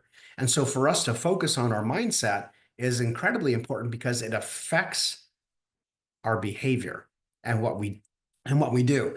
So this exercise or this equation that I'm putting in front of you took me 7 years to perfect. 7 years I've been working and thinking about this. And when I'm working with someone from a mental performance or mindset standpoint, I usually go here. So a lot of people talk about mindset in a very universal, ethereal kind of way. It's not very concrete. And very few people, including mental performance coaches and mindset coaches, they literally don't really know what mindset is and what sort of are the ingredients of a mindset. Now, I want to stop for a moment and talk about, just for like a little parenthetic little piece here. How many of you have ever tried to bake a chocolate cake? Okay, I've attempted to bake a chocolate cake, and it's probably pretty easy. But I do know this, that if I mess up the sequence, I'm not getting a chocolate cake. So, for example, if I put flour in a bowl and then throw it into a pan, throw some cocoa powder on top, and put it in the oven at 375 for 40 minutes, bring it out, put an egg on top, put a milk. It might look like more of a lava cake, but it's certainly not a cake. And that sequencing in that recipe is crucial to the success or to the outcome of what you're looking for. And so when it comes to mindset, it's the same thing. So if I'm working with someone, what I'm really looking for is what experiences that they had. So this to me is the definition of mindset. These are the ingredients. If you can figure this out, you are so much further ahead than almost anybody in your life. It's ridiculous. So where does mindset come from? Well, it comes from experiences that we've had in the past that you have thoughts and feelings about. So you have an experience that you have thoughts and feelings about. When you were younger, you simply had an experience, whether it happened to you or you participated in it. You really didn't have a lot of control over your thoughts and feelings and the experience. You just sort of had the experience, and then you had thoughts and feelings associated with that experience. But here's the key phrase, that you have or had a response to that experience that you had thoughts and feelings about. You got to choose how you responded. Now, when you're younger, you just kind of react, right? Like you're not really sure exactly. Hey, Gary? Yeah, I'm letting people in. You probably already know this, but I'm letting people in now. Yeah, I'm letting people in. Yeah, just so you know. Yeah. I see those notes on my screen. So you have a response. When you're younger, you don't always get to choose your response. It's a little bit more of a reaction. But when you're older, you get to choose how you respond to things. And then you create a belief. This is where beliefs come from. So now you have an experience with thoughts and feelings that you have a response to. Now you've created a belief. And all of that, if you look at those yellow brackets on the outside, all of that creates a mindset. But it doesn't end there. The mindset must result in new and improved behaviors. And this is what I would learn with working a professional baseball team, the Seattle Mariners. Andy McKay was the mental performance coach at the time. And he said, Gary, all the mindset stuff, this is phenomenal. It just needs to result in new and improved behaviors. But if you think about it, a new and improved behavior is like a new experiences. So what's the key in all this is how you respond to everything in your life is a choice. You get to choose how you respond. You can respond in a productive way, or you can respond in a maladaptive way. Okay. And then, so what you do is when you create that new and improved behavior, it's like a new experience that you're creating for yourself. So if we keep creating new and improved behaviors that result in new and improved experiences for ourselves, that we have new and improved thoughts and feelings about, that we have a new and improved response to, that we have new and improved beliefs to, this is how you build a mindset. And a lot of it has to do with the way that you respond to things and the experiences that you present yourself. So a lot of the virtual stuff that we talk about, especially virtual learning, it's all fine. It's all really good. I mean, we're increasing the access of content to everybody and everywhere. However, it's the experiences that change us. And you have a choice on providing yourself those experiences. But how you respond is everything. So that's what a mindset is. It's not only a conditioned set of beliefs that drive behavior. If you want to unpack someone's mindset and you want to try and figure out, like, how do I change or help adapt or evolve this person's mindset, you got to go back here. And at some point, whether it's the experience, the thoughts, the feelings, the response, the beliefs, there's somewhere in all of this is exactly the change that needs to take place. And it's up to you and I to sort of think about that and figure out, okay, what part of the recipe here is not working properly? And then you can actually pinpoint it by using this exercise. Okay, I'm going to stop for a second. And does anybody have any questions? I could give you an example if you want, but I don't know if that would be helpful, but I'd be happy to do it. Okay, I'm going Hey, Gary, I'll jump in real quick. Yeah, go ahead. Okay, this is John Andrade out of Chicago. I'm just curious, and this might be something that you can share at the end or somewhere, but, you know, Russell Wilson obviously had, he was working with you with the Seahawks, right? Mm-hmm. And then obviously he went to Denver. Mm-hmm. My curious part is more, you know, once you have this formula, a guy like him kind of lost it for a year or two, in my opinion. Mm-hmm. So, you know, what were some of the things that kind of, because we all fall, right? We all, you know, you never know when life's going to hit you with a disease or whatever, all that type of stuff that happens. My question is more than for a guy like that went through your program and is continually working on himself, as well as us, you know, spending the time here on a Saturday. You know, what kind of reconnected those dots for him? Because it certainly felt like in Denver he lost it. It seems to have picked it up again in Pittsburgh. Well, obviously, you know, I have confidentiality requirements of what I do. So to respect that, I'm gonna respect that. However, what I would say is, I don't think he's changed that much from Seattle to Denver to Pittsburgh.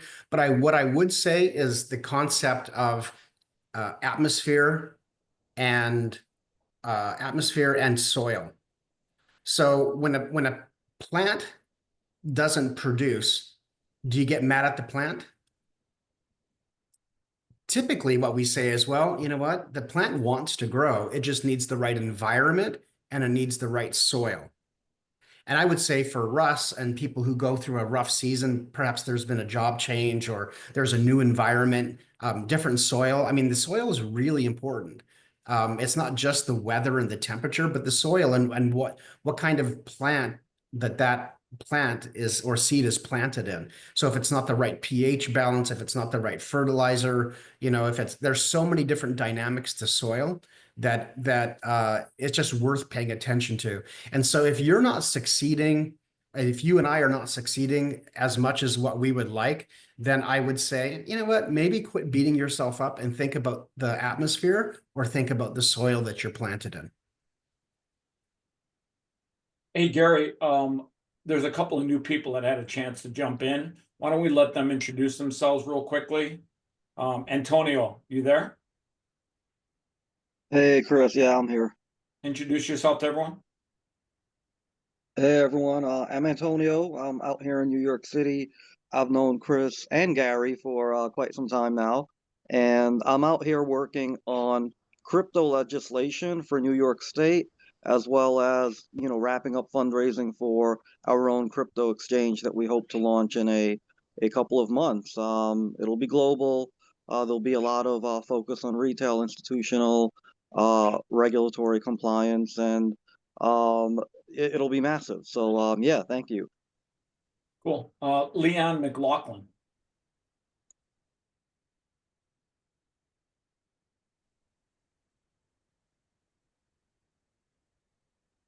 Hi, my name is Leon. All right. I'm going to move on. Okay. Is that okay? Hold on one second. Leela, you want to introduce yourself to everyone? Leela Austin. Hi, my name is Leela. Hi. Sorry. I'm Megan's friend. She just told me to hop on here. I'm down here in Georgia. It's nice to be here. Nice to meet you. Did we get everyone? Did everyone have a chance to say hello yet? Okay, go. It's all yours, Gary. Okay. So in other words, mindset's everything because it encompasses all of your thoughts, all of your feelings, the experiences that you've had, your interpretation of those, your response, and then the beliefs that you create about your worldview and yourself that affects your mindset, which affects your behavior. So when we talk about mindset being everything, it really is. So the question is for 2025, how do you unlock your potential? Okay. So your brain is your hardware. Think of your mind as your software. So it's what you load into your mind that really makes the difference. So how to unlock your potential by upgrading your mindset? I've created 3 simple points, and I'm giving you all 3 up front. Number 1 is to believe in yourself. So your ability to succeed really depends on your self-belief. And I'll unpack all 3 of these very quickly. So believe in yourself, lead yourself, and master yourself. Okay. So number 1, believe in yourself. Why is belief so important? Listen, if you don't believe in yourself, you're not going anywhere. The very first thing we teach professional athletes with the Seattle Mariners is that if you don't believe that you can accomplish and achieve whatever it is that you want, if you train hard enough and you work hard enough, if you don't believe that, you're already done. It's not going to work. And it's deeply personal. Your belief in yourself is really deeply personal. And the way that I like to describe it is think of this cup, okay? You have a cup and the bottom of the cup is 1, the top of the cup is 10, and everybody has a hole in their cup, okay? Everybody does. And that hole determines your level of self-belief. So in other words, if we're talking about your profession, your ability to comprehend or believe that you can accomplish great things, it's somewhere on a scale of 1 to 10. So let's say your belief in yourself about what you're doing is a 6, okay? If it's a 6, no matter what gets poured into you, you'll always leak at a 6. That's why you can train somebody, you can pour your time and effort and coaching and mentoring into somebody. And I know that we've all experienced this. You're so kind with training a protege or training someone that you're coaching. And it seems like no matter what you pour to them, they're always leaking at whatever level of self-belief that they have. You will always leak at the level of self-belief that you have in yourself. And so our job is to raise our level of self-belief. In a perfect world, what you would do is this cup would be overflowing. And you would have so much self-belief that no matter what you put your mind to within reason, but whatever you put your mind to, that you can do it. And so if you don't believe that you can do it, you're right, you won't do it. Okay, it's that simple. And so you have to raise the level of your self-belief. It's the very first thing the Seattle Mariners teach all of their minor league players is self-belief. It's number one. It sounds like it's sort of a rah-rah, sort of Tony Robbins-ish kind of thing. Listen, it's not. You have to believe in who you are and what you're doing because it's already hard enough to succeed at stuff. Okay. If you don't believe, then you got no shot. You are the CBO of your life, the chief belief officer. And if you don't have that high belief, no one around you will have that for you. Okay. So number one is believe in yourself. Number two is to lead yourself. This is a big discussion that we have in the mental performance world. What is the holy grail of performance? Most of my colleagues will say it's motivation, and I think it's so wrong. And I can prove it over and over and over again. It's really not motive. How many of you are motivated every single day to do what you do at a high level? Okay. Yeah. Some of you are motivated, and good for you. That's really great. Is your motivation the same every day? No, it's not. But you know what? You can always lead yourself. You don't have to be motivated to lead yourself. That's a choice that you make. Okay. So to lead comes from the Latin word promotus, to move forward, to advance, to push onward, to bring to light, to reveal, from forward. Okay. It means to move forward. Okay. So how do you move forward? I'm going to give you a simple concept right now that's going to blow the motivation thing out of the water. Okay. So it's about leadership. Okay. It's your ability to lead yourself. And again, you do not have to be motivated to lead yourself.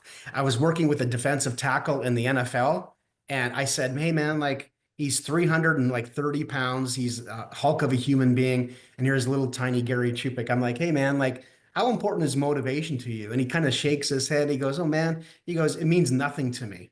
This is what I do for a living. This is my job, right? I work hard at this. And so he doesn't need to be motivated to literally play at a Pro Bowl level. Doesn't need it. Okay. But what he has to do is he has to lead himself. So we're going to build a structure here. We're going to build a pyramid. On the base of the pyramid is self-leadership. You have to be able to lead yourself. People can motivate you. People can encourage you. People can say great things about you. But in the end, everything comes back to self-leadership. Okay. Everything comes back to self-leadership. So this is the sequence. We talked earlier about sequences. This is the sequence. If you lead yourself well, and then you can lead another person. It doesn't have to be romantic. I don't mean that kind of a couple. I just mean another person. So when you lead yourself well, then you can lead another person. Why shouldn't you lead someone that doesn't show good self-leadership? Well, because now you're being a bad example to them. It's really logical and rational. Like, don't do that. Okay. So once you lead yourself well and you learn to lead another person, then you can lead a group. Okay. Then you can lead a group. And a group it's so important for us to lead a group well, because if you're not leading yourself well, no one in the group is going to believe what you say. Okay. They're not going to honor you. They're not going to respect you. They're not going to look up to you. They're not really going to listen to you because you don't lead yourself well.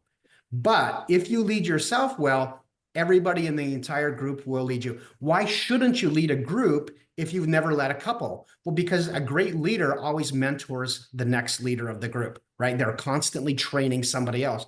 If you don't know how to lead another person, then you should never lead a group. And if you skip from self to group, you will be sorry that you did. Then the fourth category or level is department. So a department is kind of like a group of groups. Okay. It's a group of groups. So if you lead yourself well, you can lead a couple, you can lead a group, and then you can lead a group of groups. Think of like the defense on a football team. Now you're leading an entire department. Okay. Maybe you were like part of the linebacker group or DB group or line, whatever, the line or whatever, but now you lead the entire defense. Okay. And not everyone aspires to this level, but at the top is an organization. Okay. Now you can lead an organization. But you should never lead an organization if you don't show good self-leadership. Why? Now, every single person in this room knows exactly how destructive the personality or the character or the integrity of the self-leadership of the leader is to the entire organization. In other words, if a leader doesn't self-lead themselves, it'll send stress fractures down this entire pyramid. And I know that you know this because we've all been a part of, companies or worked for companies or businesses that didn't do this well. The leadership, the character, the integrity of the leader was faulty at best, and it ruined everything above it. So the self-leadership never ends. I have never fired anyone in all my companies that I've ever led. I've never fired anyone due to lack of talent, ever. You know what it is? It's always character. It's always integrity. It's always leadership. And all that stuff is self-leadership. Okay, so this is a leadership pyramid. I hope it's helpful to you. I hope you see the images or have memories of when this is done well and when it's not done well. And I think you can relate to it. Okay, so number one is believe in yourself. It's absolutely mandatory. Okay, number two is lead yourself. And number three is master yourself. So how to unlock your potential. I know it's 12:30. Can I have a few more minutes? We're good? Okay. So I'm gonna teach you some things that I teach at the professional athlete level and businesses that I think will be really helpful to you. So mental performance technique number one is change your locus of control. Okay. So what happens oftentimes is we determine or evaluate the success of our day based on what happens to us. And we have to move away from that. We have to, because our days will go up and down and they have waves. Some days are good, some days are bad. But if we base on what happens to us, we are on a roller coaster every single day. What we want to do is change our locus of control from an external locus of control to an internal locus of control. That is that I get to determine what makes a successful day. So I know, Chris, you like to go on walks outside with your dog and how sort of like that's a really great moment for you. Like you look forward to that and it sets your mind right every single day. Okay. So that's something that Chris can control, that he does every single day, that allows him to have an internal locus of control. So what would happen if you stacked your entire day by giving yourself either 5 or 7, you can only pick one of those two, 5 or 7 things that you do every day that put you in the best position to succeed. Remember, you can never control an outcome. You can throw the best pitch in the world and it'll still get hit for a home run. Okay, so you cannot control an outcome, but you can always put yourself in the best position to succeed. So having an internal locus of control means that you must win the day. You must win every day. Okay, that's Chris's big thing. Okay, so what I want you to do, and you don't have to do it right now, but what I want you to do is I want you to write down either 5 or 7 things that put you in the best position to succeed every day. Some people like to listen to music. Some people like to eat well. Some people like to get 7 hours sleep. Some people like to go for a walk. Some people like to pray or meditate. It doesn't matter what it is. Okay, you pick the things that put you in the best position to succeed every single day. And that's why you have a good day, because you can control every one of those things. So we want to switch the locus of control from an external locus of control to an internal locus of control. So number 1 is change your locus of control. Number 2, hit the reset button often. George Kittle, San Francisco 49ers, literally has a red button on his uniform. After every play, he hits that red reset button. And what I've learned to do is hit that red reset button multiple times in the day. In fact, here it is. This is my red reset button. I actually have one on my desk. And the trick to this, using this tool, is that you can hit the red reset button as often as you want every single day. So if I'm at work and I'm going to be having a conversation with my wife, I can hit that red reset button. If I'm talking to a different client or customer, I can hit that red reset button. If I'm talking to a different athlete or businessman, or whether I'm doing chores at home or I'm figuring out my taxes, you hit the red reset. What does that do? It's like you're erasing all that emotional baggage. It's like having too many tabs open on your computer. You're closing a bunch of those tabs and you're hitting that red reset button to only focus on the next play. So whether George Kittle catches a touchdown pass or he misses a block or he drops none of it matters. All he has to do is hit that red reset button, get back in the huddle, because he doesn't have time to think about what just happened. Okay. He's got to focus on the next thing. And that's what we need to teach each other to do and encourage each other to do, is to hit that red reset button often. So number one, upgrade or change your locus of control. Number two is hit the red reset button. Number three is after you hit that red reset button, you're going to go into neutral thinking. Okay. Neutral thinking is things aren't positive. They're not negative. We're making too many judgments about ourselves and about the world and about other people. When you make those judgments, you weigh yourself down. So I need you to go, after you hit that red reset button, is to go into neutral thinking. Okay. So when it comes to 2025, you're resetting. You're going to go into neutral thinking and say, hey, listen, what do I want to accomplish in 2025? Okay. You're not burying your feelings. You're just postponing them. You're postponing them and scheduling them. So when you want to feel things, when you're at your prime condition to learn from mistakes or learn from difficult things, you're just scheduling them so that you're in a better place to be able to process them. The worst time to do any mental performance coaching or evaluation is after a game, right? Why? Well, because everyone's angry or upset, or they're elated, but they're not in learning mode. They're just feeling stuff. And so I encourage professional athletes and people in business, why don't you just schedule when you want to feel things? And that way you can be about what you need to be about. So change your locus of control, hit the red reset button, go into neutral thinking. And finally, I want to give you this, again, it's taken me years to develop. I use it with the FBI, the police, professional athletes, and you can use it too in whatever circumstance you want. It's called CAPE. Okay, it's an acronym. C stands for control, A stands for assess, P stands for make a plan, and execute, or E stands for execute and trust. So control yourself. Take that deep breath. You see baseball players do it all the time after a pitch. They take a breath. Okay, you can take a breath too. Police officer walking up to a car, take a breath. Okay, focus on what's about to happen. Okay, but just kind of relax yourself. Assess the situation is number two. Okay, your brain processes things like remarkably fast. It's unbelievable how fast of a processor your brain is. Okay, you're going to assess the situation. Number three is make a plan. Okay, so think about what you're going to do or what you need to do. And number four is trust your plan, trust your training, and trust your instincts. Don't overthink it. One of the most common things I hear is people overthink things. Okay, so we want you to be very instinctual, because that's where your talent comes out. Okay, so number four is how to perform in a really high pressure, high stress environment is you regulate your behavior with CAPE. Okay, I teach it all the time to professional athletes. So those are the 4 ways to unlock your potential by upgrading your mindset in 2025. And I guess the question I want to leave you with is, what would you be, or what are you capable of if you got your mind right? What are you capable of if you got your mind right in 2025? Okay. So I have a whole, again, this is not a commercial. I'm just telling you that I got a lot of exercises, because I like to work through exercises. That's how I perform and work as a mental performance coach. I have a lot of exercises that I can take people through. This is just scraping the surface, but it's what I do professionally. And just as a closing word, one of the things I want to invite you to do, if you want it, it's available to you. You can take your phone. On the bottom left, I do a free mindset to thousands of people.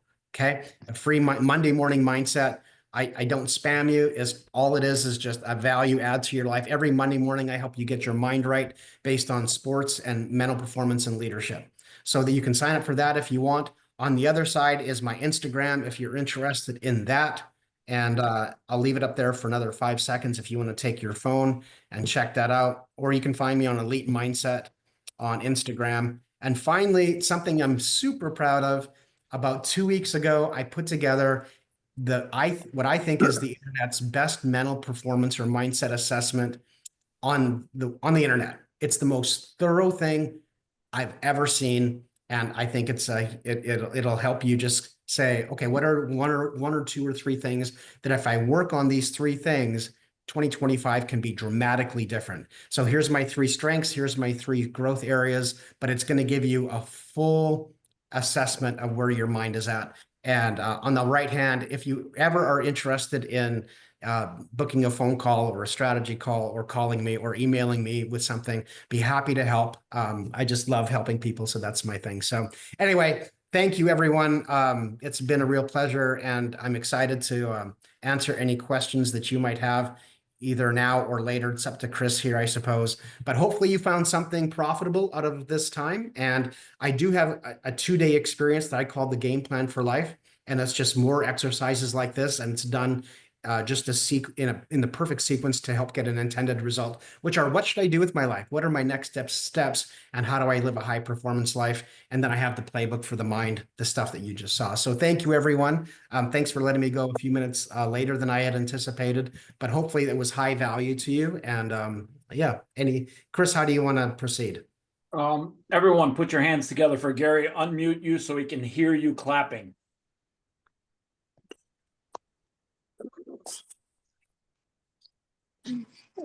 Pretty sure you only heard me clapping, but that's anyways. I want to give some people a chance to introduce themselves real quick that jumped in late.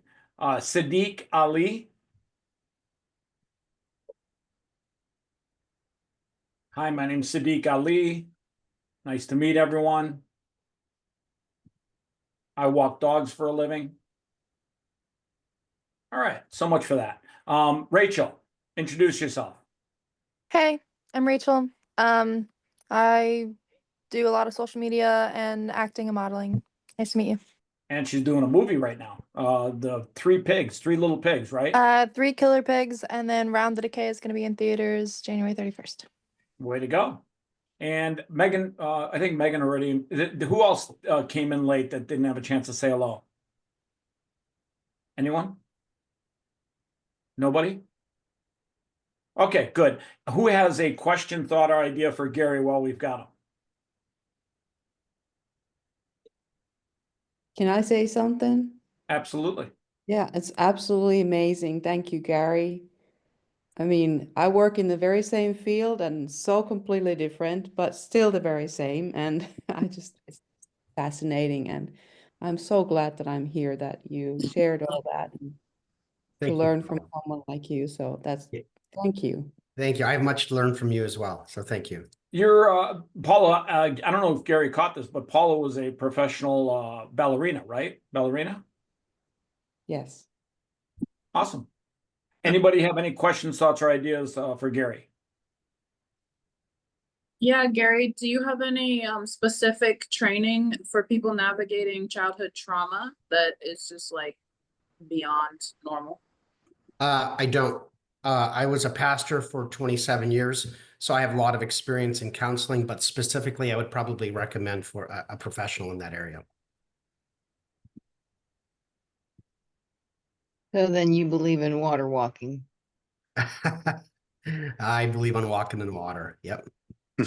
Yeah. I teach something called identity-based performance, so it's very different than most of my colleagues in my industry, and I think that's one of the reasons why I've sort of made a name for myself, is because it's identity-based. So a lot of us will think about our lives in terms of ambition, what we want to become and what we want to do. I think that's all fine, but in the end, you're you, right? You're uniquely you. And so how do we make the you that you are even better? And so that's why I call it identity-based mental performance, is because it respects the person that you are. We just want to take you a step further. Hey, Gary, John here is from Pittsburgh. Can you have a talk with Russ for next Saturday? With Russ Yeah, Wilson? I have some access. However, he's pretty busy these days. He needs to win. Hey, Lauren DeLucia, did you have a chance to introduce yourself and say hello to everyone? I'm not good with tech. No, I didn't, and no, I didn't. Hi, my name's Lauren. Am I on? Can you hear me? We can hear you. Okay. Hi, yes, I'm Lauren DeLucia. Someone else on the call referred me to come in. I'm a nurse practitioner. I own my own business from New Jersey, acute care. I'm actually out in Vegas/California right now and rerouting my world. And this is kind of crazy that I just got hooked up with this and I came in late. My daughter's hopefully busting into this artistry world and she's going to be a major singer. I'm heading to her photo shoot right now. So I've put my life on hold and I'm trying to reset and find that power back because I haven't had it. And I've been going through a lot of stuff. And my daughter's 18 and I don't want to leave her side because she's a young 18 with this COVID and everything. So I'm in the lion's den right now. So I'm trying to protect and be mama bear for her, but also trying to be mama bear for myself. So yeah, this was a pretty, I wish I would have gotten on sooner, but yeah, I'm going to sign up for a phone call. Yeah, be happy to have you. Yeah, just know that I have the playbook for the mind and the game plan for life. And by the way, I didn't put this event on, Chris did. So I'm flattered that he even thought of me. But the game plan for life is a 2-day event. Whoa. You begged me to come on here. You begged me. Chris, can I please? Oh my God. You Do owe me not a believe Christmas him. present. Do not believe him. However, the game plan for life is a 2-day experience where people fly to Seattle or I fly to where they are. I can do them online, but yeah, it's kind of like how do I optimize myself and what are my next steps? How am I going to get there?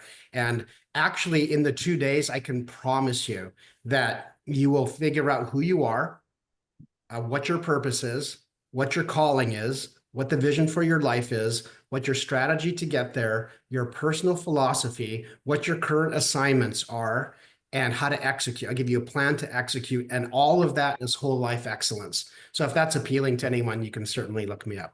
It's crazy because I'm actually 47 and I was going to go pro in boxing 2 years ago if I have multiple injuries, but I'm not giving up on that dream and I'm still going pro in boxing. You're going to see my name out there. I don't care how old I am. I love it. I love it. Yeah. Gary, I think she's challenging you to a boxing match. I think she wants to challenge not accepted. I don't want to get beat up. I think she wants to get you in the ring. I'd be happy to be her cheerleader and I only fight women. Yeah. I'd be happy to be in your corner and do mental performance with you, but that's about it. Awesome. I'll be honest with you, pleasure. Charn, I think she's challenging you. I think she's calling you out. Me? No, not at all. Not at all. Thank you. A reminder that she's a mother and you know, that's a teleportation device for creation. So yeah, you got everything you need already inside of you. Hey, Ali, you were chiming away in the chat box. Why don't you say hello to everyone?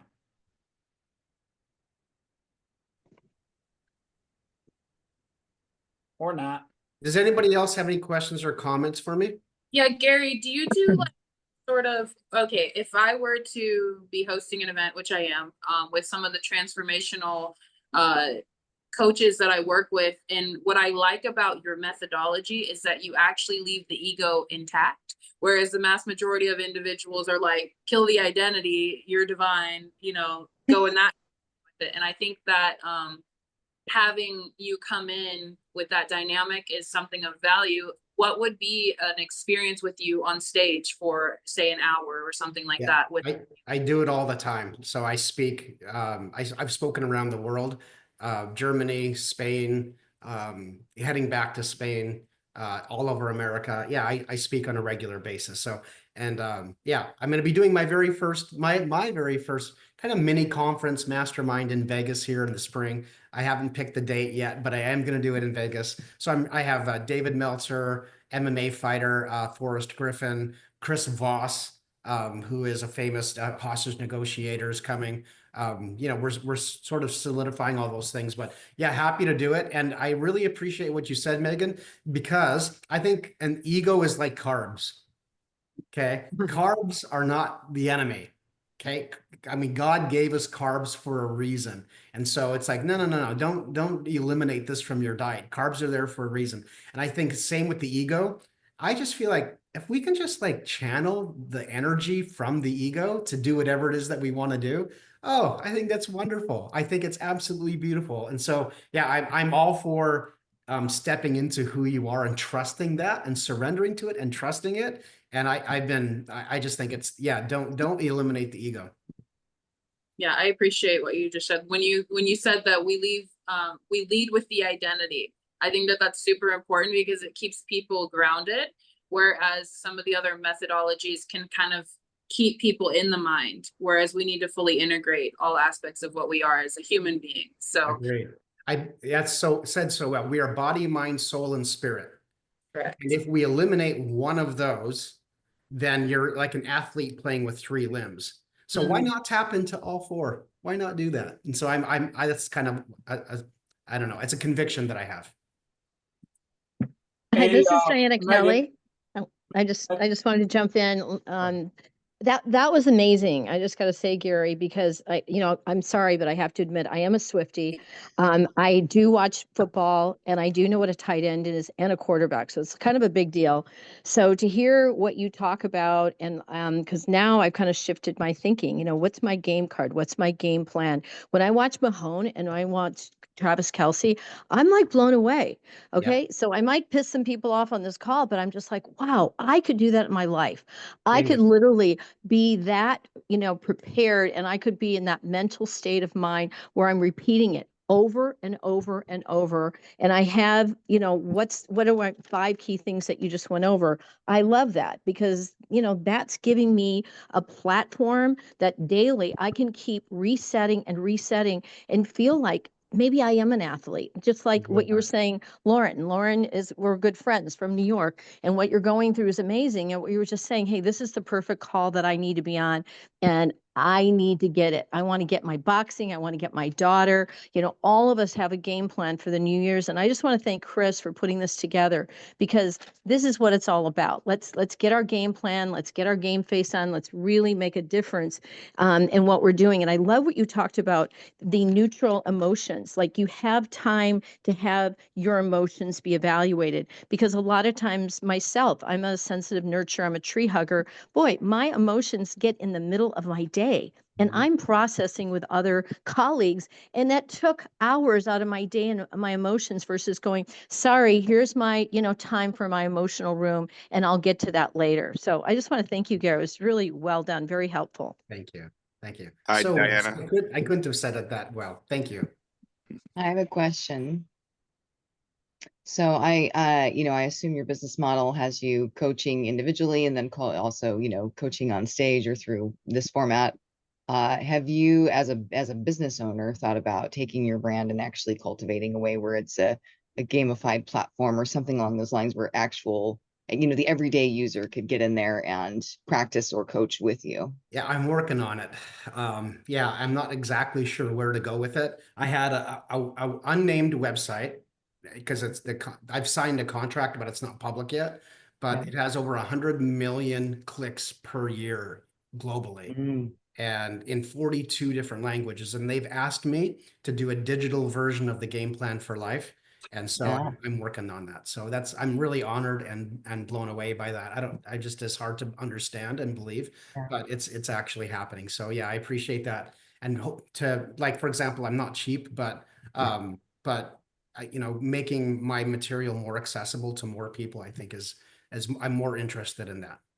Well, and it's also, I think from a business perspective, it creates scalability too. You can only have so many 1-hour sessions with an athlete, and you can pay only so much, but how do you create something that's got the ability to scale on a much grander scheme? And I think that's, app interface or some gamified piece. And I would love to see what you end up doing with that. Yeah. Thank you, Charnel. Thank you. As someone who developed a blockchain, entering a version of infrastructure into your business really gives you freedom. Because people have a place that they can play when you're not there, but they want to be with you. And that's what nurtures the transformational process. And so I really do like that insight and advice for you as well. Yeah, I appreciate that, Megan. Man, I'm on the hot seat here. This is exciting. Brian, did you want to say something? Just not everything you said is great. I really understand what you're talking about. And it's all our mind, we just got our imagination, our mind. If we don't have imagination, we can't really do anything. So we use that just to be creative and take things to the next level, right? Heal the world. However we can. We all got our gifts from God. So we just got to tap into those. That's the hard part, is tapping into it and then using it. So once you do that, you could really change the world. Really I can. appreciate that, Brian. I say to my athletes, everything happens twice, first in your mind and then in real life. Exactly. Right? And so you Yes. have to use that mental imagery in order to get places. Yes. Yes. That was great. All right, guys. So that we keep everyone on a timeline, I wanted to just cover 4 talking points today. And one of the things that I've learned throughout my lifetime is how to win this day. And Gary touched on that a little bit earlier in his talk, but I wanted to really like leave you guys with, you know, some little nuggets that'll take you into 25 and make your life a little bit easier to scale, easier to achieve the things that you want to achieve out of your life. And when I say win this day, you know, a lot of people in life, they try to set goals for 6 months, 12 months, 18 months, for the week, for the month, so on and so forth. And sometimes they get too far ahead of themselves and they start looking at things out in the distance, out in the future. But then they forget that you have today. Today's now, right here today. Whatever you want to set as a goal today, focus on winning today. Take 3 things off your list of things to do, things that you want to accomplish. And if you just check those off today, that's a victory in my book. Now, tomorrow's not here yet and yesterday's gone, but too many times people look into the future and say, well, you know, in 5 years, I'm going to buy a house or a bigger house, or in 2 months, I'm going to try and make 10 grand. Well, you know what? What does that look like to you today? If you want to make 10 grand in 2 months, what does that look like? How many sales do you have to make that happen? Open to group again. Okay. So that's one thing. And then another thing I always talk about is make each day count. Now, when people say, hey, make each day count, they're like, oh, you just got to make it count. No, I look at it as 2 things. One, make each day count by achieving at least 3 of the goals that you have set for yourself each and every day. But the other way that I look at making each day count is every day we have money that comes in and money that goes out. And if you look at each day as almost an accountant would, you have to say to yourself, what am I spending and what am I making? What am I bringing in? If you're a salesperson and you bring in sales, you say, hey, I made 2 grand today, but I spent X amount of dollars on a variety of bullshit. The problem we have with a lot of people in the world today is they spend more money than they're making, or they're spending as much money as they're making, and they're not saving, they're not investing, they're not building for their future. And if you want to live a better life, lower your cost of living, lower the money that you're spending on bullshit. $5 Starbucks every day for 30 days, cut that out of your life and put that 150 into Bitcoin. There's a variety of things that people spend money on that they sometimes probably could look at and say, you know what? Instead of going out to eat every day, I could make a prepared meal. And by the way, when you prepare your own meals, when you do a meal prep, you control what you're putting in your body. You control how much sugar, how much salt, how much protein you're putting in your body, how much vegetables you're putting in your body. When you go out to eat, you have no control over that shit. And half the time, no, I'm going to go one step further. 90% of the time, all the times you go somewhere else other than Chipotle, just saying Chipotle is the best. You're eating shit. Most of the stuff you're putting in your mouth from fast food joints, it is horseshit. The fact that Subway doesn't even serve tuna in their tuna fish sub should tell you enough right then and there. Yeah. What the fuck is that shit if it's not tuna? Yeah, so, mystery meat. It's mystery something. It's probably made by Bill Gates, and you know why not control what you put in your body on a daily basis by doing your own meal prep? And I guarantee you, meal prep is cheaper than going out to eat. I guarantee you that over time. So make each day count. And then the third thing I want to tell you guys about is faith matters. Now, when I say faith matters all the time, people think I'm talking about God, God. And I am. I'm talking about him in a lot of times. But at 90% of what I'm talking about is having faith in yourself. Most people sabotage their own lives because they don't believe in themselves. They don't have faith in themselves. And it's that faith in yourself that is going to literally give you a chance to be great. When you're born, God whispers in your, yo, what's up, kid? What's up there? Little photo bomb. When you're born, God whispers in your ear, greatness is your destiny. It's literally in the Bible. He literally tells us that we're brought into this world to be great. It doesn't say in the Bible you're brought into this world to be below average or suck. It says great. It says the word great. And at the end of the day, If greatness is your destiny, you have to believe in yourself as much as God does. God's your biggest cheerleader. When you wake up every day, he's sitting there going, let's fucking go. He's literally like, I can't wait to see what Gary does today.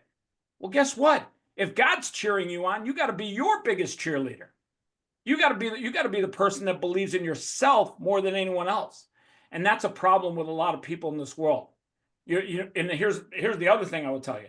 When you're on social media, somebody gives you some sort of negative feedback or negative comment or posts their shitty opinion of the world, don't give those people any fucks. Don't fucking give them even one fuck of the day. 0 fucks for those people. Focus on yourself. At the end of the day, if you listen to what other people tell you, they're going to tell you all the shit you can't do in life. And at the end of the day, you got to be the person that tells you what you can do in life. So those are the things, those are the gifts that I wanted to share with everyone today to get your mind right going into 2025. And know this, I promise you this, listen to me carefully when I tell you this. AI in 2025 is going to separate people significantly. I think it's going to destroy a lot of jobs and opportunities for people. I really do. I think 95% of the people are sleeping right now and don't even understand how powerful AI is.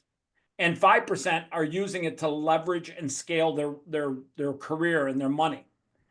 Give you a great example. Just the other day, 2 days before Christmas, Amazon laid off 17,000 workers here in Vegas and replaced them with actual robots to put the boxes in an organized fashion so they can be loaded onto the trucks. The people, they interviewed them in the parking lot. They were in tears. They were crying. Oh my God, this is right before Christmas. I didn't see this coming. How the fuck did you not see this coming? They've been making AI to replace customer service reps, lawyers. I can have ChatGPT or Grok on X write a lease agreement for me. I don't even need a lawyer anymore. If I want a graphic image, I don't need a graphic artist. I can go to AI. AI is literally replacing so many people in the workforce that you have to prepare for yourself. And in the next year, I'm not kidding you, AI is going to you're either going to find a way to get AI to work for you, or AI is going to fuck you up. It's one or the other. You're either going to make AI work for you and scale you, or AI is going to fuck you up. Chris, I'd like to say something in conjunction to what it is that you just conveyed. What a lot of people don't understand is that because it's taking away some of the low-level jobs, what this allows is people to have more time freedom to express their true self. And what the power of AI really is that if you understand how to use it as a vehicle, you can put yourself into AI and have it expand you, contract you, simplify you, or put you in a place where you're able to relate in different delivery methods or different ecosystems, whereas before you had to sit there and crunch all that data by yourself. And so I think that if we share with individuals how they can expand themselves through AI and not so much become artificial, but actually express more of themselves, then we understand that AI is not the big bad wolf, but it's actually an empowerment tool. And when you're the one in the driver's seat of that thing, it's the fastest car on the planet. And that's really what you're conveying. So I agree with you there. And I'll even add one more thing to it. Either you figure out a way to get AI to work for you, or AI will fuck you up. And I say that over and over again because it really is true. What you just said is 100% true. And people have to understand, embrace AI and don't just use some of the software out there that uses AI. You know, you might use AI for intermittent things, but you have to literally get AI to work for you 24 hours a day and do things that ultimately generate you money. And if you don't figure that out, mark my words, everything is about to change. It is the most disruptive piece of technology, and it is scary. It is the big bad wolf. It is the motherfucking Terminator. It is Arnold motherfucking Schwarzenegger coming through your door with a fucking gun that will stab you and shoot you to death.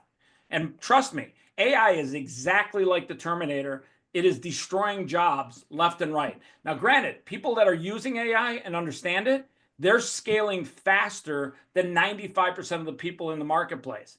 So I promise you this, you either get AI to work for you starting today, or I promise you, the Terminator is knocking on your door somewhere in the future. And when I say Terminator, I don't mean Arnold Schwarzenegger and the Terminator movie. I'm talking like the people that just got fired from Amazon who are no longer putting boxes on a truck. that AI just terminated their job. The lawyer who's no longer writing lease agreements because AI can do it better and faster. The graphic artist, the videographer, all those people that did that work before, now that AI can do it faster, they're no longer necessary. They need to find a way to build value in the marketplace, in the community, into business that makes them valuable again. And if you don't, I promise you, the next 12 months, AI is going to be the crazy thing about AI is it's growing at such a fast pace because it's self-aware. It's literally learning on its own. AI is teaching AI now. And I can't emphasize enough. You got to find ways to get AI to work for you, or it will fuck you up. Anyways, that's my inspirational talk for the day. If you have questions, please bring them on. Can I add a line to that? Sure. So I just would love to invite everybody into the idea that, you know, you're all creator beings, and there's a reason why we've dominated this planet for thousands of years. And the reason why is because we were created as creators. And so I would say that AI is just like the lions and the tigers and the bears. And we actually have to make them our submissive, obedient workforce that relieve us from the hard work that we've had to toil and do, and create opportunities so that others can live in that same paradigm of freedom that we know that we can create. So I think the only fear we should have is not being smart enough to take control of it while it's, you know, within the reach of control, because the smartest man in the room is going to get it. And so really our own enemy is each other. And so join forces and get control while you can. Yeah. Awesome. The So 28-day without challenge. further ado, huh?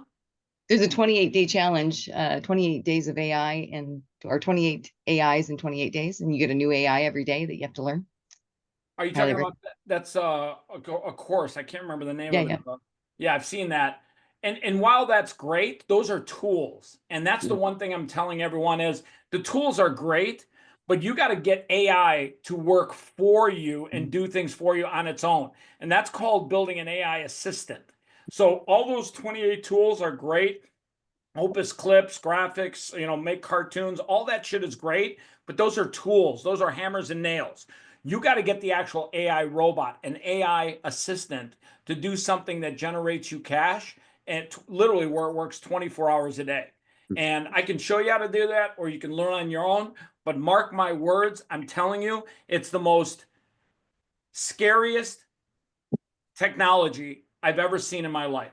And it's scary on so many levels because so many people I know out there are falling asleep at the switch. They don't see what's coming. I got friends of mine, nice people, great guys, driving Ubers, and they're just like, well, you know, this is going to still be around. Like, motherfucker, are you crazy? That Uber is going to be driving itself in about 6 months. There's going to be a robot in that fucking driver's seat. You better absolutely fucking positively find something else in the next 6 months, and don't even wait 6 months. Start today. Figure out a way to use AI to work for you to make money. And I can't emphasize that enough, that much. And anyways, without further ado, I'm going to introduce to you the last speaker. We've saved the best for last. He is not the best looking. He is the best speaking. He is John Solider. Well, hi, everybody. And I'll be brief because I know my butt hurts because I've been sitting for a long time, but I took a lot of notes. And Gary, great job, man. Appreciate all the information. And I'll be stealing some of it in some of my upcoming lectures because some great stuff there. So I will be brief. I've got about 6 real quick points that I want to make in reference to mindset that Chris asked me to put together a little session on mindset. And by the way, you're not the first people to hear this. You know, I've taught over 2 million salespeople around the world in network marketing, some of these things. So you're not new to it, but you're new to me. So anyway, that's kind of what I do for a living. Is I train network marketing people. Number one, and just make a note of this, okay? Because it's going to be a little exercise at the end that I'd like you to do while we're on the phone. Number one, create positive energy. Now, how do you do that? You surround yourself with the right people, okay? That means that number two, you get rid of the wrong people, the people that I call energy vampires, right? I didn't create that terminology. You've probably heard it before. But you got to get rid of the people who are going to suck your energy. the distributors or the people who work for you or the people in your community or the people in your church or whatever your environment is, whatever you do, the people who call you up and they whine and they complain and, you know, it's 2 hours of nothing. You got to get them off the phone. Okay. Worse if they're in person, harder to get rid of them in person. But on the phone, you got to get rid of them. I always have another meeting. Whether I do or I don't, I always have another meeting to go to. Okay. Because if you don't get rid of them, they're going to suck your energy dry for the people who need your energy. Okay. And we're all about energy. Gary can tell you that from a medical standpoint. John's on the phone, John Hyland. He can tell you that from a medical standpoint. The other people in the medical field can tell you that. Okay. We're energetic beings. The reason why when you go do earthing, for example, there you feel energy is you're connected to the earth, right? So it's the same idea. If we bring in people who are negative, they're going to drain us. So we got to eliminate them, frankly. Okay, so point one, create positive energy by having the right people. And point two, get rid of the energy vampires. And by the way, sometimes they have the same last name as you. Okay. Once again, you got to figure out how to deal with those folks. Point three, what excites you now? What excites you now? What excited me this time last year does not excite me today. To Chris's point about AI. I'm super excited about AI. I'm using it in my business. I'm meeting people all over the world that I'm doing podcasts with. Some of them are joining my network marketing business. Some of them are people I'm going to be doing business with that, you know, we were introduced by AI and here we are now. We're going to do business in the new year. Okay. So, you know, what excites you now? You got to figure that out. Okay, because what excited you last year or last week or last month might not be the thing that stimulates you in 2025. So you got to figure that out. Write it down. Fourth thing, and I can tell nobody on this call is aggressive or assertive, right? I think there's a lot of aggressive, assertive people here, and that's a good thing. Folks, people hate weakness. Ronald Reagan had a great statement. He said, strong and wrong is better than weak and right.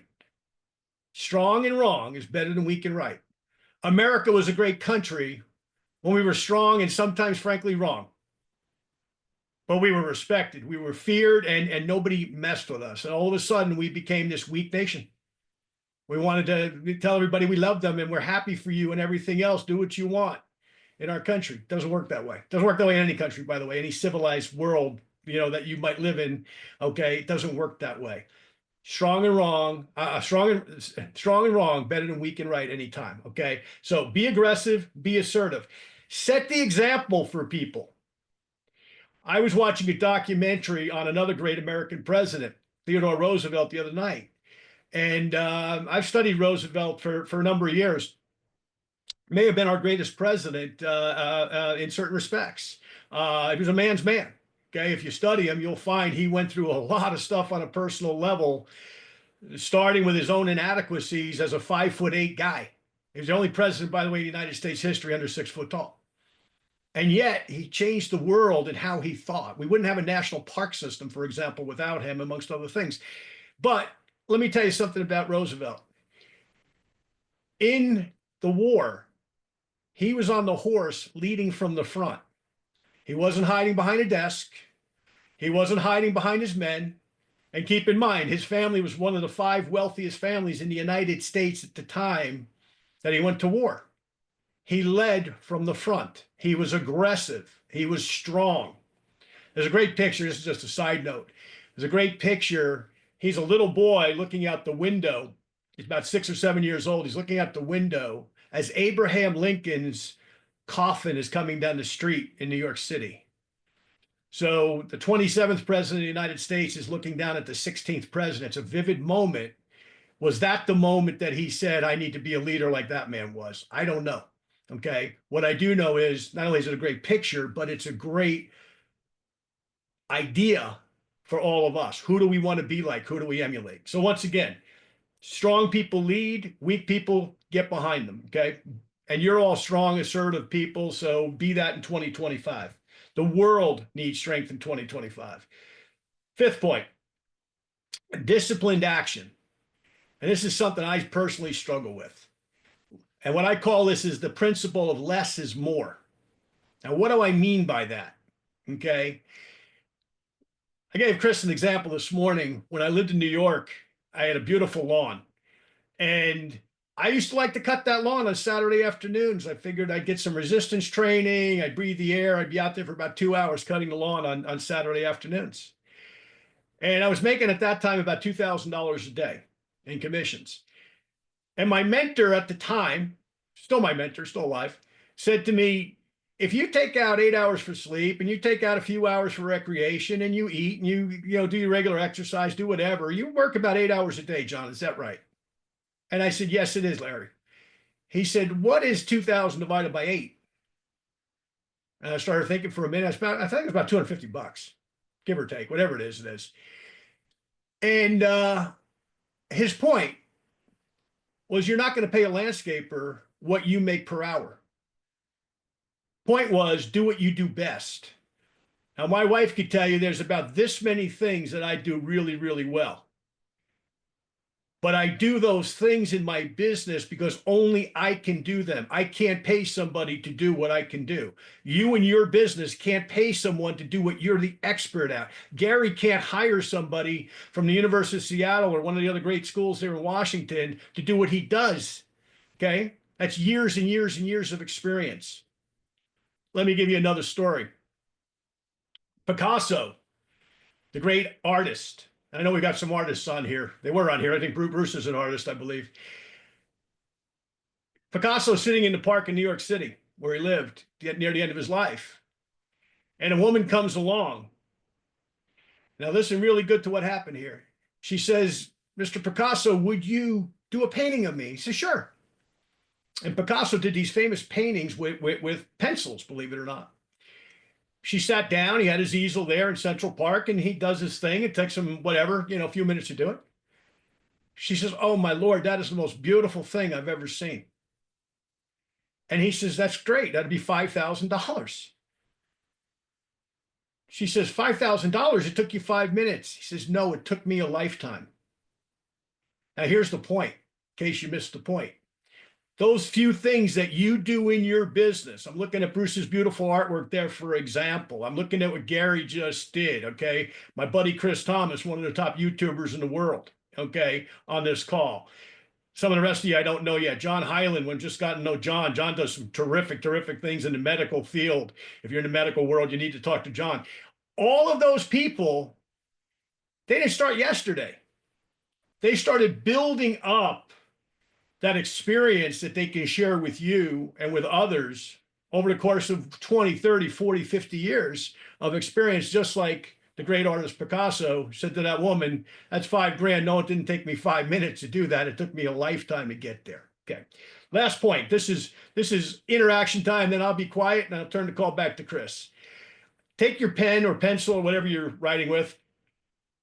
And I want to do a little fun thing here. And I want you to write down, okay, the word attitude. Okay, but the way I want you to do it is A plus T plus T plus I. You know how to spell it, okay? And then I want you to go underneath it and figure out in the alphabet what number would correspond with that. A, for example, is 1. T is 20. The other T is 20, okay? Now, when you add that up, okay, I'll give you a second to do it. I'll have a drink and you guys add it up.